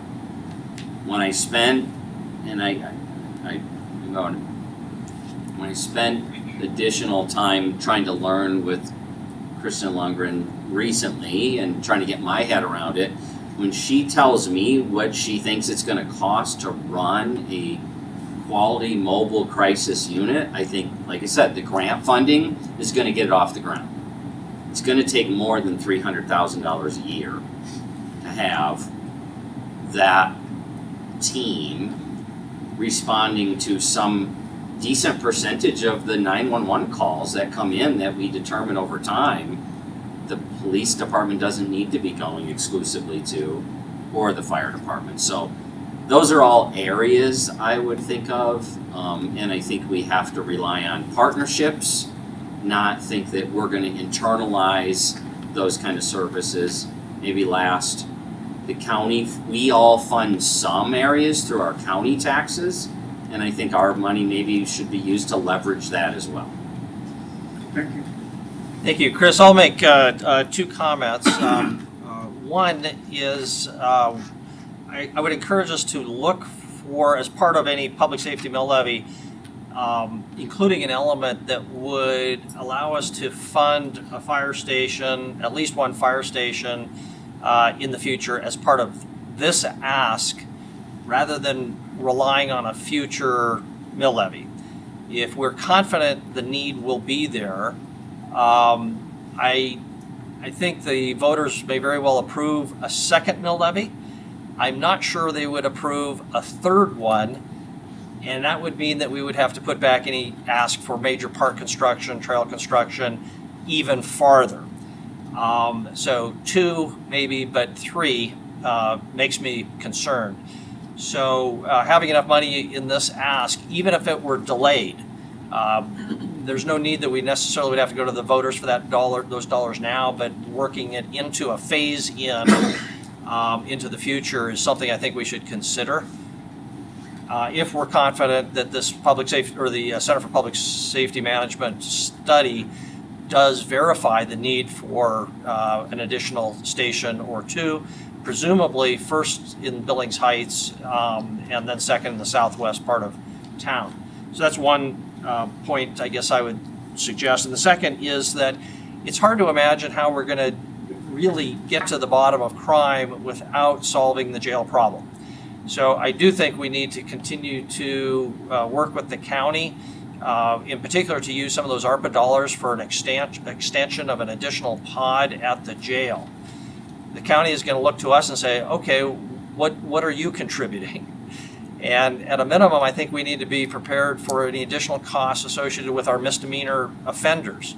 That could be beds for the MAP program, for some other way to assist in the jail expansion or jail additional operating costs. So that's something else I think we need to be cognizant of in any sort of ask. Those would be my two comments. Additional questions or comments from other council members?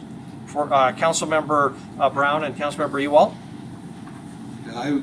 As a comment, I absolutely agree with Mayor Cole in that I think the mill levy is fine.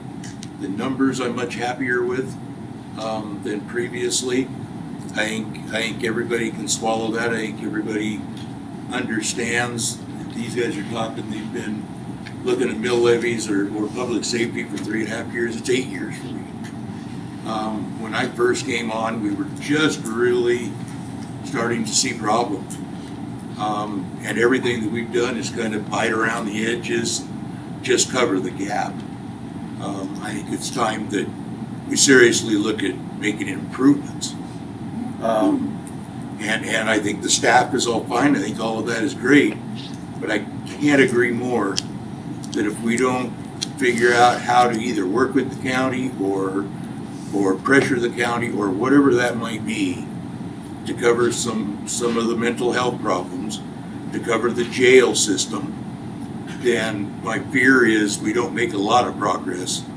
I do believe that Chief St. John is serious about proactive policing, but there's only so much of that you can do if you've got no place to put people that proactive doesn't work on. So I'm in support of the mill levy. I've been in support of all of them. The last one I thought was going to be hard to swallow. This one is nearly half of that. So I'm in support for it, but we have to, we have to, long after I'm gone, continue working with the county, continue pushing the county. And that's everybody, not just the city council. So I hope that we can get this one through. I don't think there's going to be a problem getting this one through. But we have to get ahead of it and not just keep covering the gap. Thank you very much, Councilmember Ewald. Thank you, Mayor. Chris, in your slide, you had 1.7 million for police. Did that cover all 28 that you're asking for? No, the 1.7 covered specifically the CPSM recommendations, and then right below it, I think you saw another number of 800,000. That was the ads that we put. So I'd add those two numbers together, 1.7 and 8 for 2.5. Thanks. 2.5 would be the law enforcement side of it. Okay, because that's what I was looking at, because I think the number that was thrown around is for every 10 police officers, it costs $1 million to have them on city payroll. Yeah, So this would fall a little bit short of that, and then each successive year as their wages go up, we start falling behind on that, so we're not, that adds to it. And then if I could just throw out another comment, we're all looking at the county to do something, expand the jail or whatever, but you gotta realize that at least 60% or more but the county's general fund comes from the citizens of Billings, so it's kind of like double taxation. So we tax ourselves here and then we tax ourselves there. And so we actually own probably better than 60% of that jail, but yet we end up paying $100 for city prisoner, just like Red Lodge pays and Columbus pays. And we own over 50% of the jail, and we pay the same amount that these other cities pay. So I think we're on the losing end somewhere there. So I would say the two components. One, why is the $1.7 million less? It has to do with 13 of the 20 CPSM recommendations are not sworn officers. So your memory's right. In general terms, especially over a decade, you figure an officer, the sworn officer is $100,000. One of the report recommendations is you can use non-sworn positions to deliver a certain body of services more efficiently than sworn. So that's why that's a little less on that end. But you see the 8 as back to the 100,000 per as their IT and sworn positions. Okay, thank you for that clarification, Councilmember Ronnie. Thank you. I guess something else I would want to add in agreement with what Mayor Cole said, and I am 100% in agreement with what Frank just shared as well. But I guess in addition to what we're talking about in regard to the county, I would agree with Senator Friedel that we also need to be looking at the state, because what Chief St. John shared with us is that a big portion of the problem at the jail is the state. And that we should take Senator Friedel up in his offer for something I've been wanting for a while, and that's quarterly meetings with our state legislatures and our county, and come up with that coordinated plan as to how we're all going to be addressing this crime, because the state has a big part of this as well. Their policies play out, good or bad, at the local level, and we're left having to fund what we're dealing with right now in regard to the sober living and things like that, and the jail. So I would just encourage that it not just be city and county, that state legislatures need to be at that table. But the other question I actually had for you, Chris, is, so did I understand you correctly that in regard to the fire, the quick response teams that we're referring to, as we're referring to them right now, that this is not going, the public safety mill levy that you're looking at right now and the budget you're looking at right now is not going to be including staffing for those quick response teams? Those will be made up of current staff? Incorrect. So the 1.1 million that I show on the fire side is to staff those units. Okay, all right, thank you. Thank you, appreciate that. Thank you. Any other questions from council before we go to public comment? Councilmember Neese. Thank you, Mayor. Chris, I guess I would agree with Frank what he had to say with the county, and we really need to work with something on the jail, as I said before. But I did have a question regarding this fire, the quick response teams you're talking about, because you're talking about 2 staff QRTs, 12 hours a day, 7 days a week, 1.1 million. Is there equipment costs, one-time costs in there as well? There are some other costs in there, although the main equipment we do have in the short term. I don't know if there's any long-term costs. I don't think there are. So recognize we've tried this before, so we've actually got some of the equipment to do it. It is predominantly staffing. And then the other component, but it's a one-time cost, is we also, you noticed in the budget, there wasn't the fire impact fee study. So we need to get after doing that as well. That's not an annual thing. But if we're ever going to create fire impact fees or system development charges related to fire services to help with those future stations, by statute, you've got to follow that process. So there is some money in there in addition to the personnel, and you describe it right. The recommendation when you get into that report and ask the consultants is these are not 24-hour shift units, because you have peak times when you're seeing a lot of those non-fire calls. So So is this 2 staff per station? I'm sorry, it's 2 units of 2 not around the clock, 2 units of 2 across the city for 12-hour shifts, 365 days a year. So 2 units, 1 north, 1 south, east, west, something like that. Yep. And so we're talking, 10 or 11 new staff members? I don't even know the stat. Well, there's even a question. We got to cover hours. So the conversation with the union is going to be, do they want to cover hours and redo and work more hours? They can. They're going to say they can work more hours than they are in straight time. Or would they prefer us, or would we prefer to hire additional staff? There's pros and cons to both of those approaches. This gives us, I think, the flexibility to approach that either way at this early stage.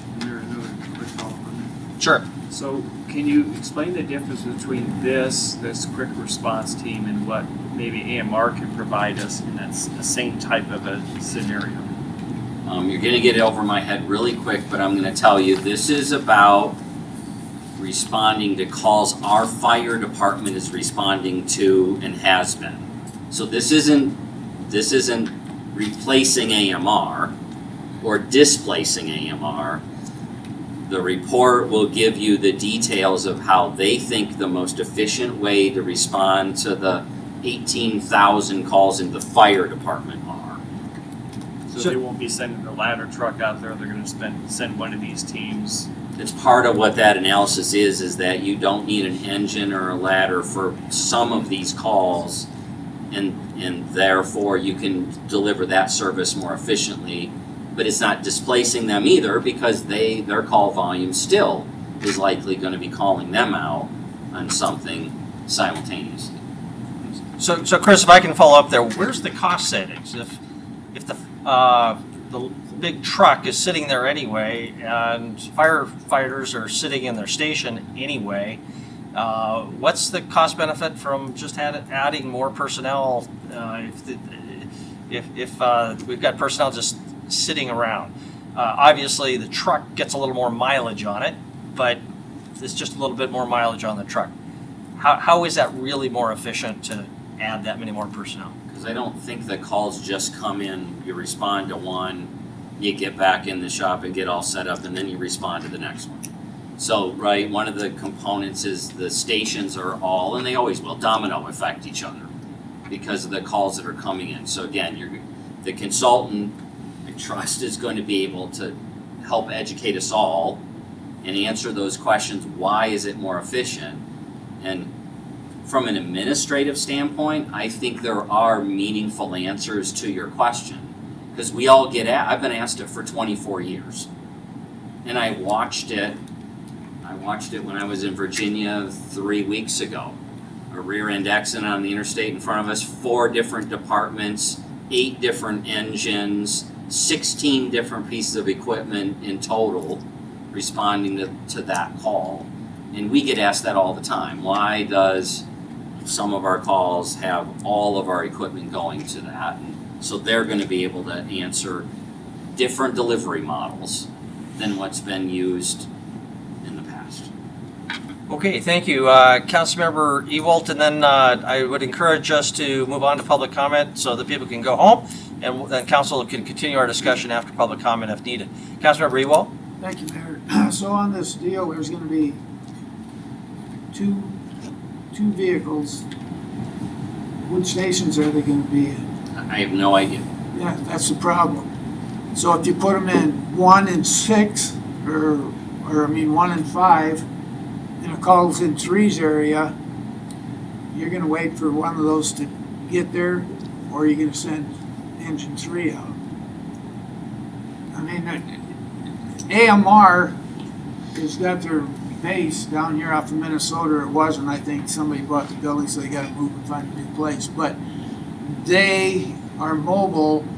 They run statistics, and they stage in different parts of the city at different times of the day to correspond to the numbers of calls they have and the traffic flow at those different times of the day. So there'll be times in the day when you'll see them in Walmart parking lot up in the Heights. Another time you might see them like down at the Sonic Station by Airport Road. they stage all over in different areas statistically. So these people won't even be in stations if we want to do it right, or how's that? I mean, You're getting more detail than I have for you There tonight, you but go. you can't do this program without that detail. I'm showing you high level what the public safety levy would look like if we were to tackle that component of fire. And I don't disagree, I'm the mayor, you've all brought up a number of good ideas, including the concept of maybe if we ask for staffing Station 8, but know that that won't come on until 2024 or some other future period, that's a very worthy debate for you guys to have. Where do you want that? How many things do you want to tackle in this conversation? follow up, please, Mayor. Go ahead, Councilor Rewalt. Okay, so I went home after a little parking meeting yesterday, and I got the equipment replacement book out. And it was pretty much like I thought. And I don't really know what they use for why they replace the vehicles when they do, but I think it probably has a lot to do with the plumbing, because those pumps have to be able to keep the same amount of gallonage flow and all that, and over time they start losing it. So I don't know if that's the main driving factor or if mileage is the main driving factor, but truck one doesn't go on first aid calls. But yet the new truck, which was purchased in 2016, has a 15-year life cycle. The later pumpers that are purchased have an 18-year life cycle. So we're really not improving the life cycle of those trucks, because truck doesn't go on first aid calls, but yet it's got a shorter life cycle. So there's a lot of logistical things that I agree with Mayor Cole on that it's not really going to be a cost savings if you're going to have to hire all these people. I don't know. So. Okay, thank you very much. Let's go to public comment. Appreciate everybody's questions. This is the opportunity for anybody first in the library to comment on the details of the public safety mill levy. If you commented earlier, please try to not just repeat yourself, but we've put a little flesh on this skeleton in our discussion. So if you'd like to come forward, please do so now. Please keep your comments to 3 minutes or less. Tell us your name and your address. My name is Martin R. Cannell, 2903 Red Cliff Drive. 21 years ago, I bought the Pierce Packing Plant along with some other partners. We've completely renovated 90% of it. We have 27 businesses there with 85 employees. And now that the crime is getting so bad, we're starting to lose people. We've lost 2 tenants. We have another one going. We had to put armor plate over the windows to keep people from being shot. Last Monday, the police arrested a guy that had a shotgun with armor piercing capability. If he'd have shot a policeman in the chest, he'd have killed him. On Wednesday, there were 12 police cars out there. You know, we've pondered on this thing long and hard, and our conclusion is that past city councils and this city council are not biting the bullet. I encourage the mayor to talk to the chief of police and say, how much money do we need to reduce crime by 20%?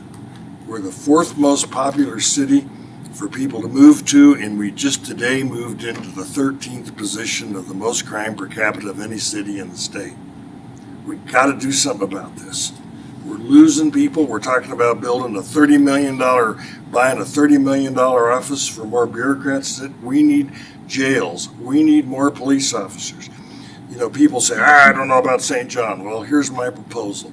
You give him the money he needs to operate, and if in 12 months he doesn't perform, replace him. Otherwise, we got a hero.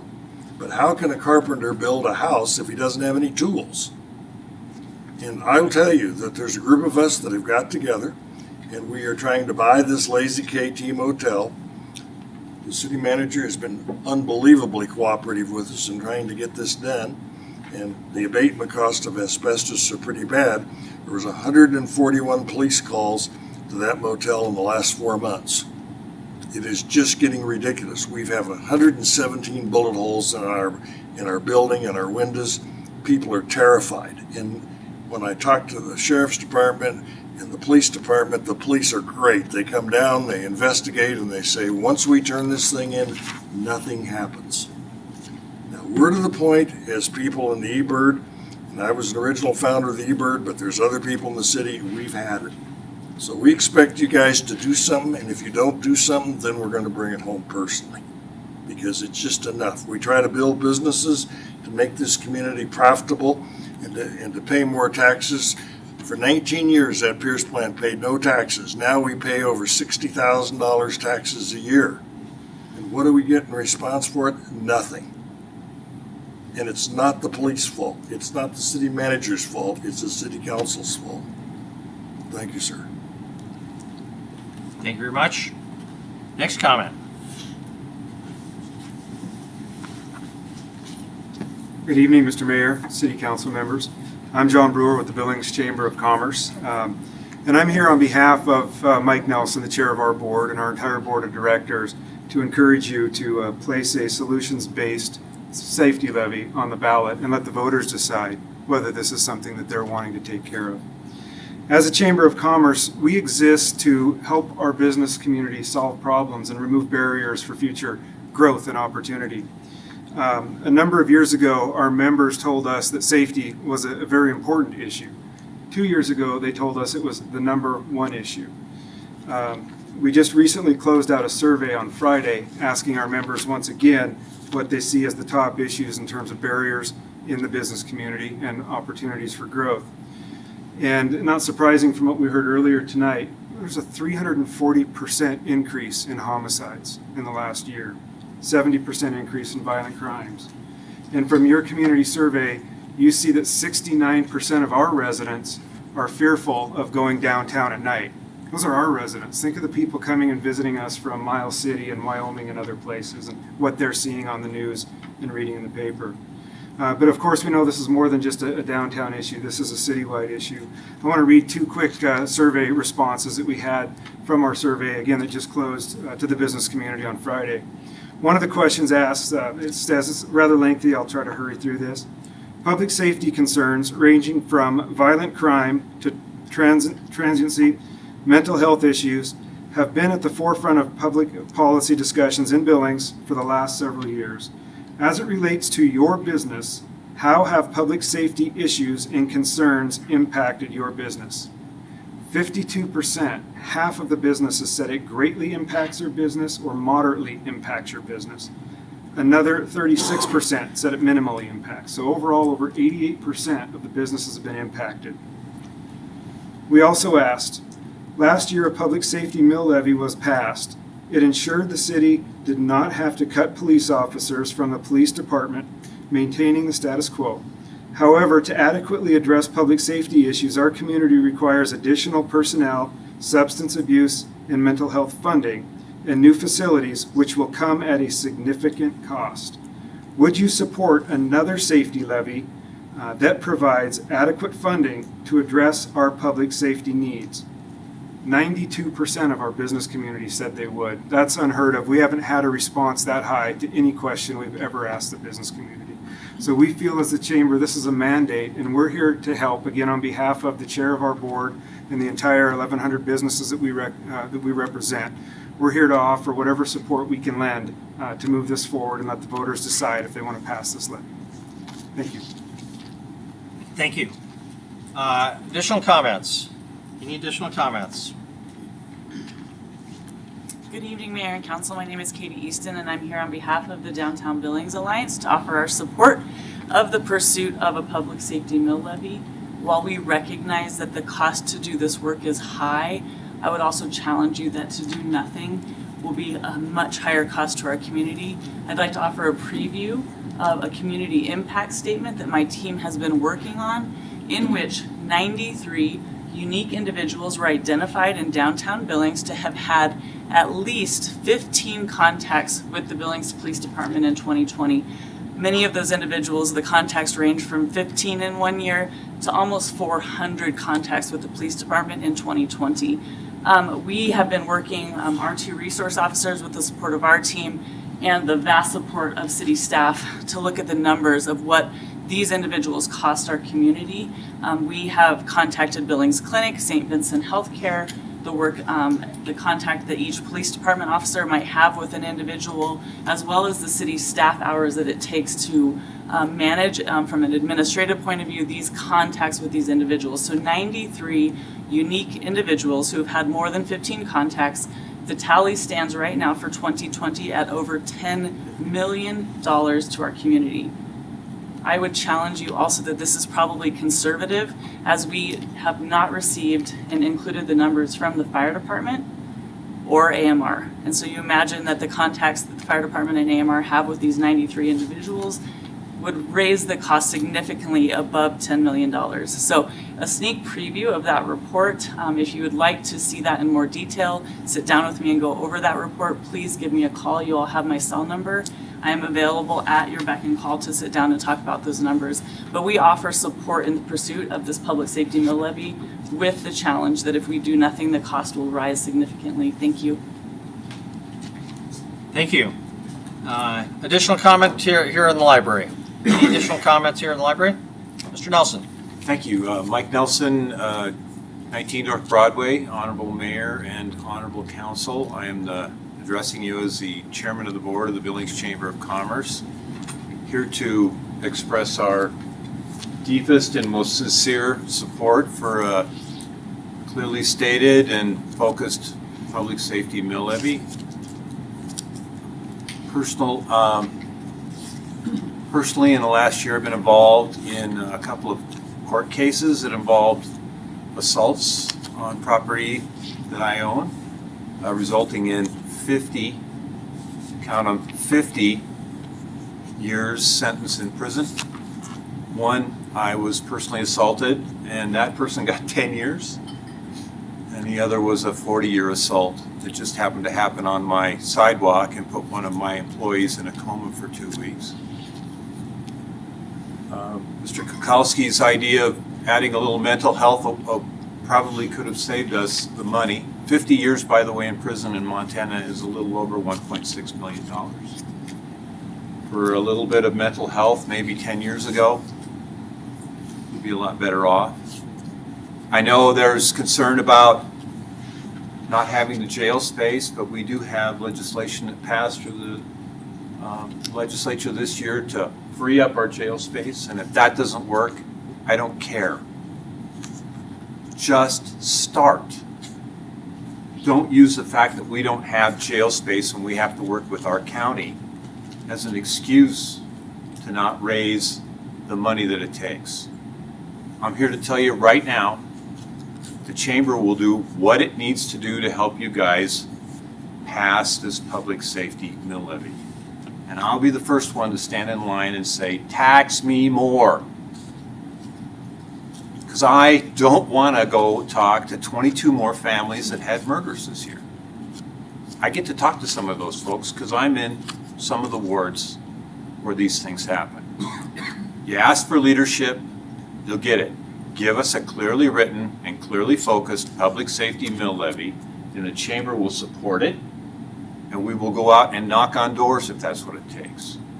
But please, don't let us down. Thanks. Thank you. Any other public comment here in the library before we go to Zoom? Not seeing anybody coming to the podium, so Denise, do we have anyone on Zoom? Reminders for anyone who might be watching, use your button at the bottom, your raise hand feature. That will signal to Denise that you need to be taken off mute. Denise, do we have any raised hands on Zoom? Yes, Mayor, I have a Mike Ormsby who is wanting to speak. Go ahead, Mike. Hello, Council and Mayor. Thank you for your hard work. My name is Mike Ormsby. I live at 2930 Walden Place.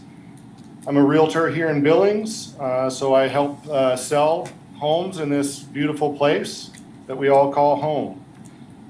Just a quick Google search shows that we are not the only community dealing with this problem. It's a big problem, but you guys have the ability to do something about that problem right now.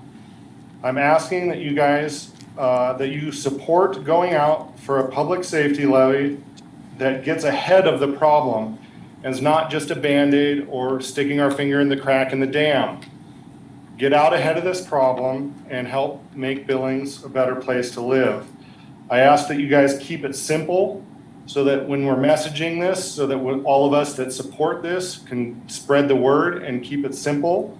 Don't muddy the waters with some hybrid ask about PD1 and moving money. Just ask for a safety levy. People understand that. When I'm selling homes and showing places, people, one of their number one things that they ask for is the safety of the area. They ask for how good the schools are and what are the amenities in the community.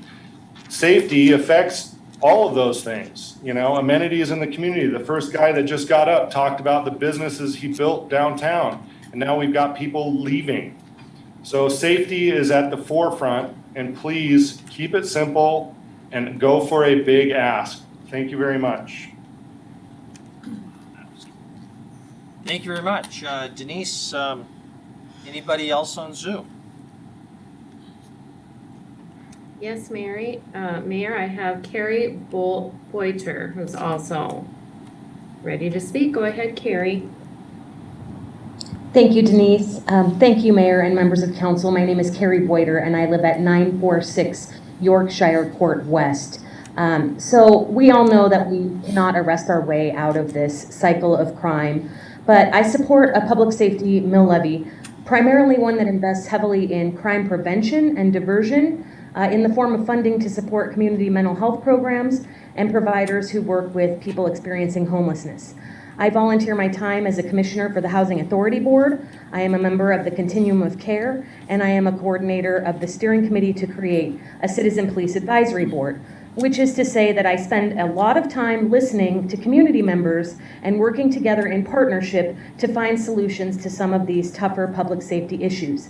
And one of the solutions that repeatedly comes up in community discussion is the need to invest in crime prevention and diversion. This approach not only leads to better outcomes across the board, it saves enormous amounts of money by diverting people from the jail and emergency rooms, which are extremely expensive, and into community-based programs that offer evidence-based solutions. Now, this is a budget discussion, so let's talk fiscal responsibility. DOJ estimates suggest local communities spend $22 billion a year on jails alone, whereas estimates indicate it would cost just $20 billion to end homelessness nationwide. So the average annual cost per inmate is over $29,000 or $80 a day, and this cost goes up about $7,500 a year to $102 a day when the person is being incarcerated has mental health issues. And 64% of people in local jails have some sort of mental health diagnosis. That's according to the DOJ. And that's compared with 26% of adults in the average population. So on the other hand, when we invest in community mental health, it costs about $26 a day. Drug court costs a maximum of $30 a day. Housing in a low barrier shelter like off the streets costs an average of $5 per person per night. Investing in a coordinator to staff the continuum of care or additional sober living facilities or something like functional family therapy can produce a return on investment of up to 15 to 1, $15 for every $1 you invest. And again, we can't arrest our way out of problems like mental health and substance abuse, and incarceration is an extremely expensive housing solution. So the public safety mill levy proposal before you tonight dedicates up to 2 mills to mental health and homelessness. This is a smart, cost-effective approach that addresses the root causes of crime instead of trying to put a Band-Aid on a bullet wound. So I would like to thank the City of Billings for its leadership in taking such a well-researched, innovative position. And I would like to thank members of council who attended the Continuum of Care's recent overnight shelter simulation and those who've since weighed in via email with their thoughts. For this reason, I'm standing in strong support of a public safety mill levy that funds evidence-based programs and partnerships that actively work to address mental health crises and homelessness in our community. And I ask members of council to do the same. Thank you for your time. Thank you. Denise, anyone else on Zoom? Again, please use the raise hand feature if you would like to be heard. No, Mayor, we have reached the end. Okay, last call here in the library. Any other commentators? Don't see anybody else, so we'll close the public comment period on item number 2. Before we leave this item and go to public comment on non-agenda items and any other items of general council discussion, Chris, you've heard public comment, council members, public comment. Anything else from our city administrator, Chief St. John, you as well? Councilmember Yakwich. Thank you, Honor. I'd like to direct staff to move forward to the preparation for June 14th for the first reading of this ordinance. Okay, so there's a formal motion. I saw Councilmember Boyette making a second to move ahead with, I guess, what I would call the pure form of a public safety mill levy. Councilmember Yakwich to go out to the voters this fall, I guess is your intent, correct? Yes. Okay. Okay, there's plenty of other details that could be added to that, I'm sure, but that's the basic motion to direct staff. For any members of the public, we don't take formal action at a work session except to give that kind of direction to staff. Councilmember Brown, discussion on the motion. Thank you, Mayor. So, Chris, we're meeting with the CPMS, whatever it is, for the fire prior to that so that we could adjust the quick response versus staffing firehouse or whatever. Correct. The 7th of June is when they're scheduled to be here, so it will only be a week, but they will be here a week ahead, and we'll certainly be in communication with them based on your dialogue tonight, asking questions and refining things. So. Okay, thank you. We'll support this. Okay, Councilmember Yakwich, if I can ask for clarification on an element of your motion. What exactly is it that staff is going to be using as its guiding light? They prepared a very rough outline that we heard tonight. My understanding is the motion would endorse that in large measure, but we've also heard some input from members of the public, staff, council, whatever.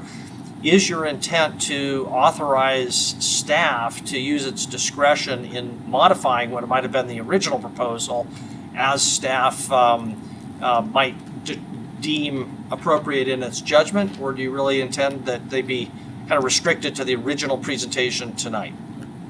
You're well said, Your Honor. I will give staff discretion. I would interject, though, that staff has talked with the police and fire, and I'm confident, again, using that word, that they have done their homework. So, but if there are other, as Councilman Brown said, we could tweak it, we could add to it, or take away from it as we move forward. I just believe that let's move this forward now rather than later. Okay, thank you very much. So that's the motion. Further discussion on the motion, Councilmembers Joy and Ronnie. Thank you, Mayor and Council. I'm very happy to hear members of our council step up and say that they're going to support this. Having been through so many discussions where each time we had a discussion, it was for a smaller ask and a smaller ask, this is encouraging. I really want this to be an ask that achieves a safer Billings. A Billings where people feel safe, that we can measure safety, where we know we have achieved a safer city. And so I commend members of the council for moving forward with this. We could have done it before, but I'm glad we're here now, so let's go forward. Thank you. Thank you very much. Councilmember Ronning and Councilmember Boyette. Thank you.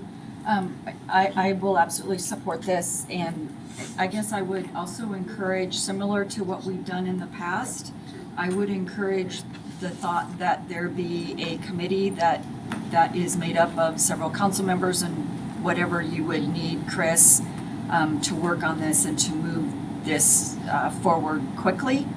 And I'd certainly volunteer for that. And I just want to be in agreement with Councilwoman Joy. It's awfully hard sometimes to hear that we're at fault when one of the council members' father was brutally murdered in 2018. And we have fought so hard to get a public safety mill moving forward. Sometimes it gets really hard. I've been sexually assaulted twice, and I know Kendra Shaw has been just in this very building. So we get it. We're glad to see the public up here now, and we get it. I hope all of us get it on the council now. And so I'm happy to be of whatever help I can be to make this as successful as it can be, to make a dent and make a big, huge dent in crime. We are never going to solve the crime. And we are never going to solve it just by police alone. It's going to take everyone in this community. It's going to take us putting pressure on the people that you're dealing with in your neighborhood right now. And thankfully CLDI is stepping up to help you with that. Putting pressure like we're doing on a couple of the businesses that are out there that are consuming these resources. But it's going to take all of us to do it. So thank you to those community members that aren't here tonight, but contact us on a regular basis, and we definitely hear from them. One of them being Yellowstone Art Museum. We need to give them a shout out because they deal with it consistently and we hear from them. So I'm happy to support that in whatever way we can, and we'll step up to do that. Thank you very much. Councilmember Boyette? Thank you, Mayor. Over the last few weeks, I've been visiting with people every single day asking this same question. Not one of them has said they would not support it. They will support it. But it came down to a lot of same issue. What are you going to do when this hits the public? We need to be specific on what they're actually going to get. If we just say we want a general mill levy, no one's going to vote for it. I encourage you, Chris, to be specific on what they're going to get. And if we keep this the way it is, I don't see why it wouldn't pass, so I will support it. Thank you very much. Councilmember Purington? Just real quickly, and I agree with Mike, what he just said about being pretty specific about what some of these different areas are within the police department and even in the fire department. I think as far as I'm concerned, I do appreciate voter turnout and voter approved things. So I would support going to the public for this. I think that's the only way that you're going to find out the investment that the public has in the city. So, I know we have a lot of business leaders here and they can push things, but when it gets down to people actually paying for something, then that's the investment that they're going to make. Thank you. Any other comments? Councilmember Ewald? Thank you, Mayor. There's a lot of questions that got to be solved to go along with this. You just can't get rid of these people. I don't know what you're going to do with them. There's no, if you put them in jail, they spend a few days and they get out. It's a tough situation, but it's not going to be the cure-all, solve-all. And I would like to ask the chamber where they were last year when everything was hitting skids, and we still pushed to get public safety passed, and we got no support. And so now you're pushing us to support you guys. That added $4.2 or more billion dollars to the public safety, and there was no support, and it passed really well. But we were kind of under the assumption that this would buy us time for a couple of years so that we could probably find other ways to raise money besides just going to the public safety and to the taxpayers all the time. And most of those ways have kind of been laid off by the wayside, except for the increase in the BUFSA, which didn't show up in any of these reports, extra money added to the public safety. That puts us up to about $6 million when you figure all three of them. We're real close to $6 million. And so now we're coming back right away the next year for another $6 million ask. And how often do you want to keep taking it to the tank to these people and say, well, you guys told us last year that this is gonna buy us some time, and it's not even 12 months and we're planning on going back to you, so it's a pretty tough ask. Thank you very much, Councilmember Neese, and then Councilmember Shaw. Thank you, Mayor. I have to agree with Councilmember Ewald about the raising of the money. We had a lot of discussions, a lot of different ideas and ways, and I haven't seen a whole lot of movement on that. So this is another going to the taxpayers, which we're going to have to do, but we can always lessen the impact by getting other revenue sources other than just from the property tax owners. This is of course, I was out of town, so this is the first time I've seen this, except for reading through the airport. So I do have a lot of questions on it. I think it's a little premature, especially when we're talking about the fire, which we don't really know. We haven't even seen a report on this. I still am in disagreement with the city taking over the mental health resources that the county is responsible for. I would fully support the county going after a 2 mil levy increase to bring more supports in that, but that's a county function. I don't think the city should be getting involved in some of that. I do have questions regarding the code enforcement section. I don't know enough about that to understand if is this the proactive type enforcement you were talking about bringing to the city years ago, or is this just some of the same, it's all going to be complaint driven and that. So there's a lot there that I'm not familiar with. And when we talk about the legal and the courts, we still don't have space to put these people yet. We don't have the facility. I know there's money there that we can do something, but some of this may be premature. And I agree with what some of the people said. We have to have a plan. This is a plan, but it doesn't give us measurable results. We're spending money. We're throwing money at something, throwing bodies at something. But what are we promising to the people we're going to do? Are we going to reduce crime by 20%, like one caller said? I don't see anything in here that says how this is going to impact the crime. We're hoping it does.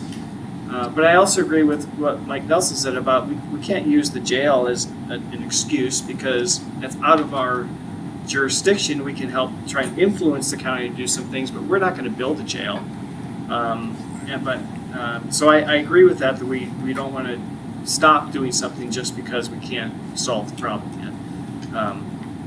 But I think this needs to be vetted a little bit more, and so although I appreciate Councilman Yakovich wanting to move forward and do something on the timeline, I won't support it at this time yet. Thank you very much, Councilmember Shaw. Thank you. Thank you, Councilmember Yakovich, for taking the initiative on this. I really appreciate it. I wanted to just respond quickly to a couple of things I heard. One is that the levy last year was supposed to buy us time, which was not part of our conversations or part of what I understood as going forward with that levy. It put a finger in the gap. That was it. It wasn't adding any resources to any of these departments, which we all knew.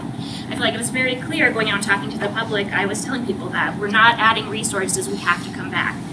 So to me, I feel like we have vetted this. We vetted it since I've been on council last year. We vetted it through this year. I don't really know how many more sessions of vetting we need to go through. And so in addition to that, the idea of other revenue sources, that would be awesome. I would love to come up with other revenue sources, great. But what are they? And we don't have them on the table right now to solve this problem. So to me, delaying based on those things is really problematic. I'm ready to vote on this, Your Honor. Thank you. Okay, thank you very much. Any other public or any other comments? Councilmember Purington? Well, just one other thing, Chris, with this plan, and I think I've said it before, my husband has this saying, wrong runs fast and slow runs right. Right runs slow. Anyway, the point is made. That's why I usually don't say sayings. But the point is that I think it's a good idea. Penny kind of brought it up too. I mean, she alluded to it. Is that in planning for this, because this is quick as far as a budget. What we're trying to look at, a budget, and then adding to with the mill levy. That I think you need to have some council members that would be willing to work with staff and have a little bit of guidance with what you're going to move forward with. I don't know who all would want to even do something like that, but I'm just saying I think it's a good idea to get some other fingers in that pie to what would be palatable. Maybe Councilmember Neese or Councilmember Ewald has a lot of experience with the fire department, and so maybe some of those that have those questions would be good to have on a subcommittee, if they're willing to do it. Thank you, Councilmember Brown. Thank you, Mayor. We can kind of go on and on and on about this. I don't know how formal you want to be, but I think we need to vote on this, and so I call question. Let's figure out whether we're moving forward or not. Second. Okay, there is a motion now. We have to vote on whether to vote, so that will take 2/3 or 8, I believe. So all in favor of proceeding to the vote, please raise your hand. Voting in favor are Councilmembers Boyette, Joy, Ronning, Brown, Neese, Tariki, Yakowicz, Ewald, Purington, and Shaw. Voting against me because I didn't say anything. That's okay. I know what I've lost, so we'll move to the vote. Okay, so is the motion clear?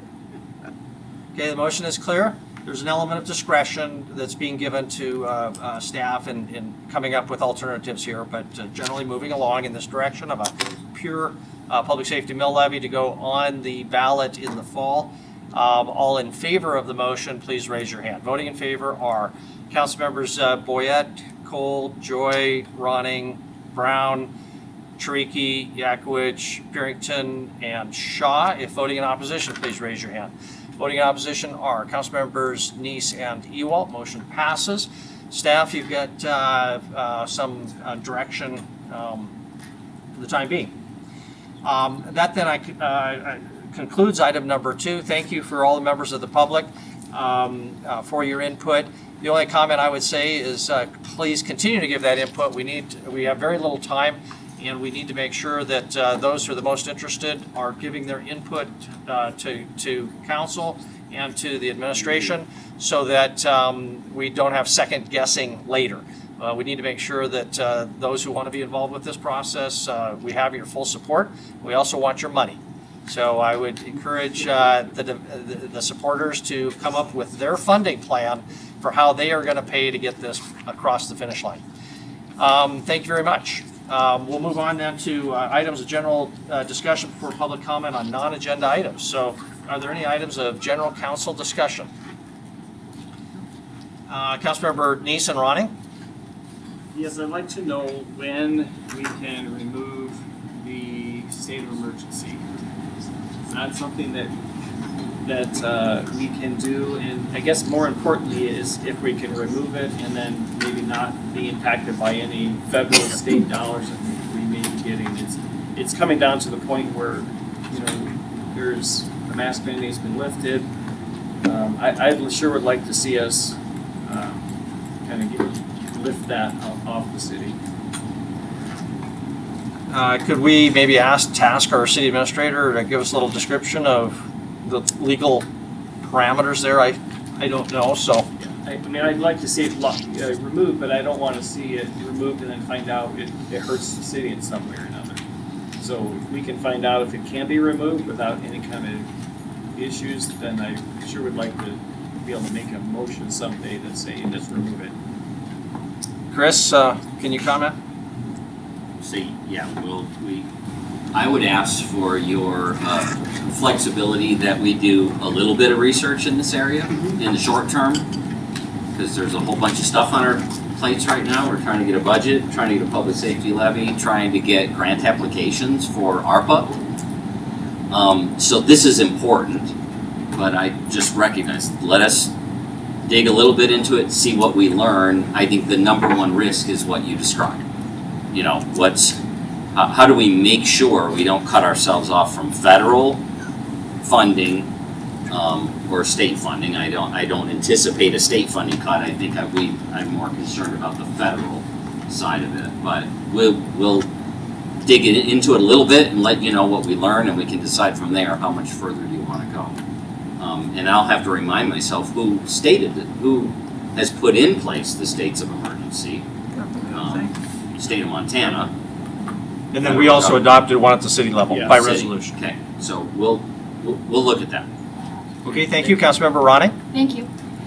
So the plan had been originally, and I met with Chief St. John and Chris and Kevin this morning, my plan had been to bring the initiative for the Citizens Police Advisory Board to City Council the second Monday of June, but that feels like 3-4 weeks from now feels too late. So I'll just let council know that I'll be bringing that initiative a week from tonight at the regular business session, and you'll be seeing that in your email, and to let some of the other folks know that left already. For about the past 11 months, a citizen-led group along with council members and Chief St. John and city administration and 12 members of the city staff have been working on a monthly basis to bring forward an initiative for a Citizens Police Advisory Board. This advisory board would specifically have key objectives in 4 areas. That's recruitment, retention, and workplace diversity, crime prevention and diversion, community support and engagement, data collection and analysis. And there will be spots if the initiative passes. There would be spots for both those groups that we've talked about tonight with Yellowstone Substance Abuse Connect and Continuum of Care and other groups that would have a seat on that board, as well as the ability for community members to apply to serve on the board as well. Anyway, so just letting council know I'll bring that initiative forward a week from tonight. Thank you. Any other items of general council discussion? Okay, then we'll close that and move on to public comment on non-agenda items. So if anybody would like to comment on something that was not on our agenda tonight, this is the time. Please come forward if you're in the library here and give us your name and address, and ask you to keep your comments to 3 minutes or less. I'm Catherine Card, 2815 4th Avenue South. Mayor and Council, it's on every agenda you have, it seems like. Money, the focus on money.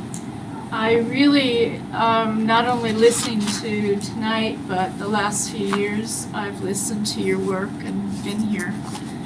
It's really important, and what I tried to say earlier in that setting is it's really, really important to not just focus on money.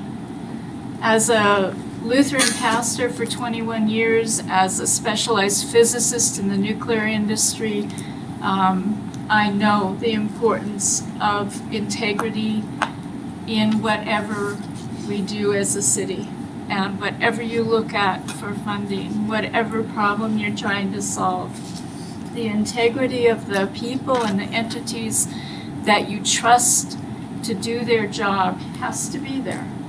And you have to know that. You can throw money in all kinds of directions, but if integrity and if basic structure isn't there, the money goes to waste and it's not effective.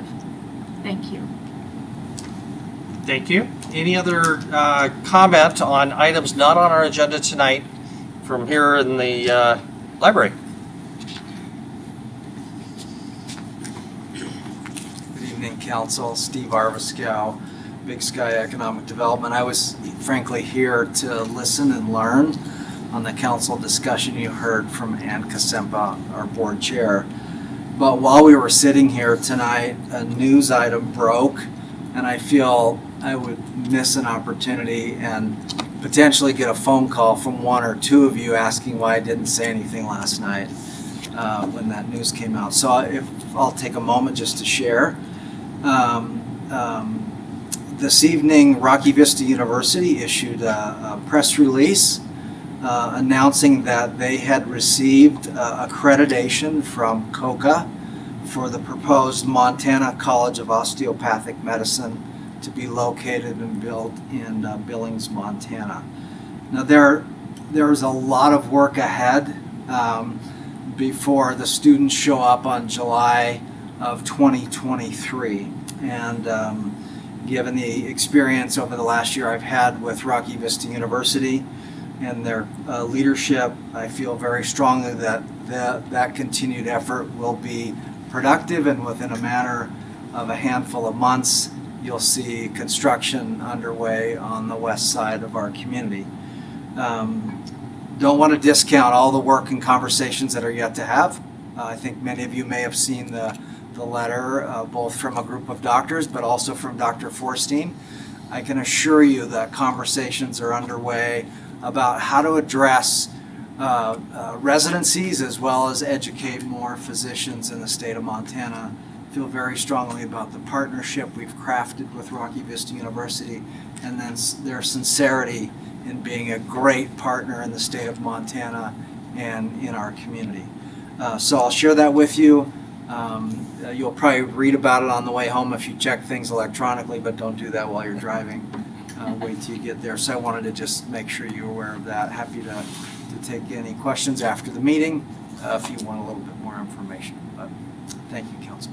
Thank you, Steve, and thank you for your news. I think we could all agree that we would not be on our way to this $100 million building project, 300 plus very well paying jobs, first medical school in Montana, if it were not for your efforts and the efforts of your staff. So please extend our appreciation to all of them. Yeah, Mayor, thank you. It takes the whole community. And a comment, I appreciate your resolve that you've shown tonight in dealing with a very critical issue in our community. Frankly, it helps set the stage for more announcements, more opportunities, and more private investment in our community. So thank you. I know you have work to do in upcoming meetings to make things official, and Chris's team will continue to do a great job in helping guide your policy making. But you've taken a big step forward tonight, and very much appreciate it. And I personally will make myself available to help with that initiative. So, thank you very much. Any other public comment on non-agenda items this evening from the library or on Zoom? Denise, please tell us if we have anybody who uses the raise hand feature on Zoom to make public comment on something that was not on our agenda tonight. Any other public comment on non-agenda items? Denise, do we have anybody on Zoom? We have one attendee on Zoom, but I am not seeing any raising of the hand to discuss anything. Okay, thank you very much. I'm not seeing anybody else in the library here. So council, staff, members of the public, thank you for a great discussion tonight. And I wish I could say we'll see you in a week. Reality is we'll see you in less than 24 hours, 5:30 tomorrow evening.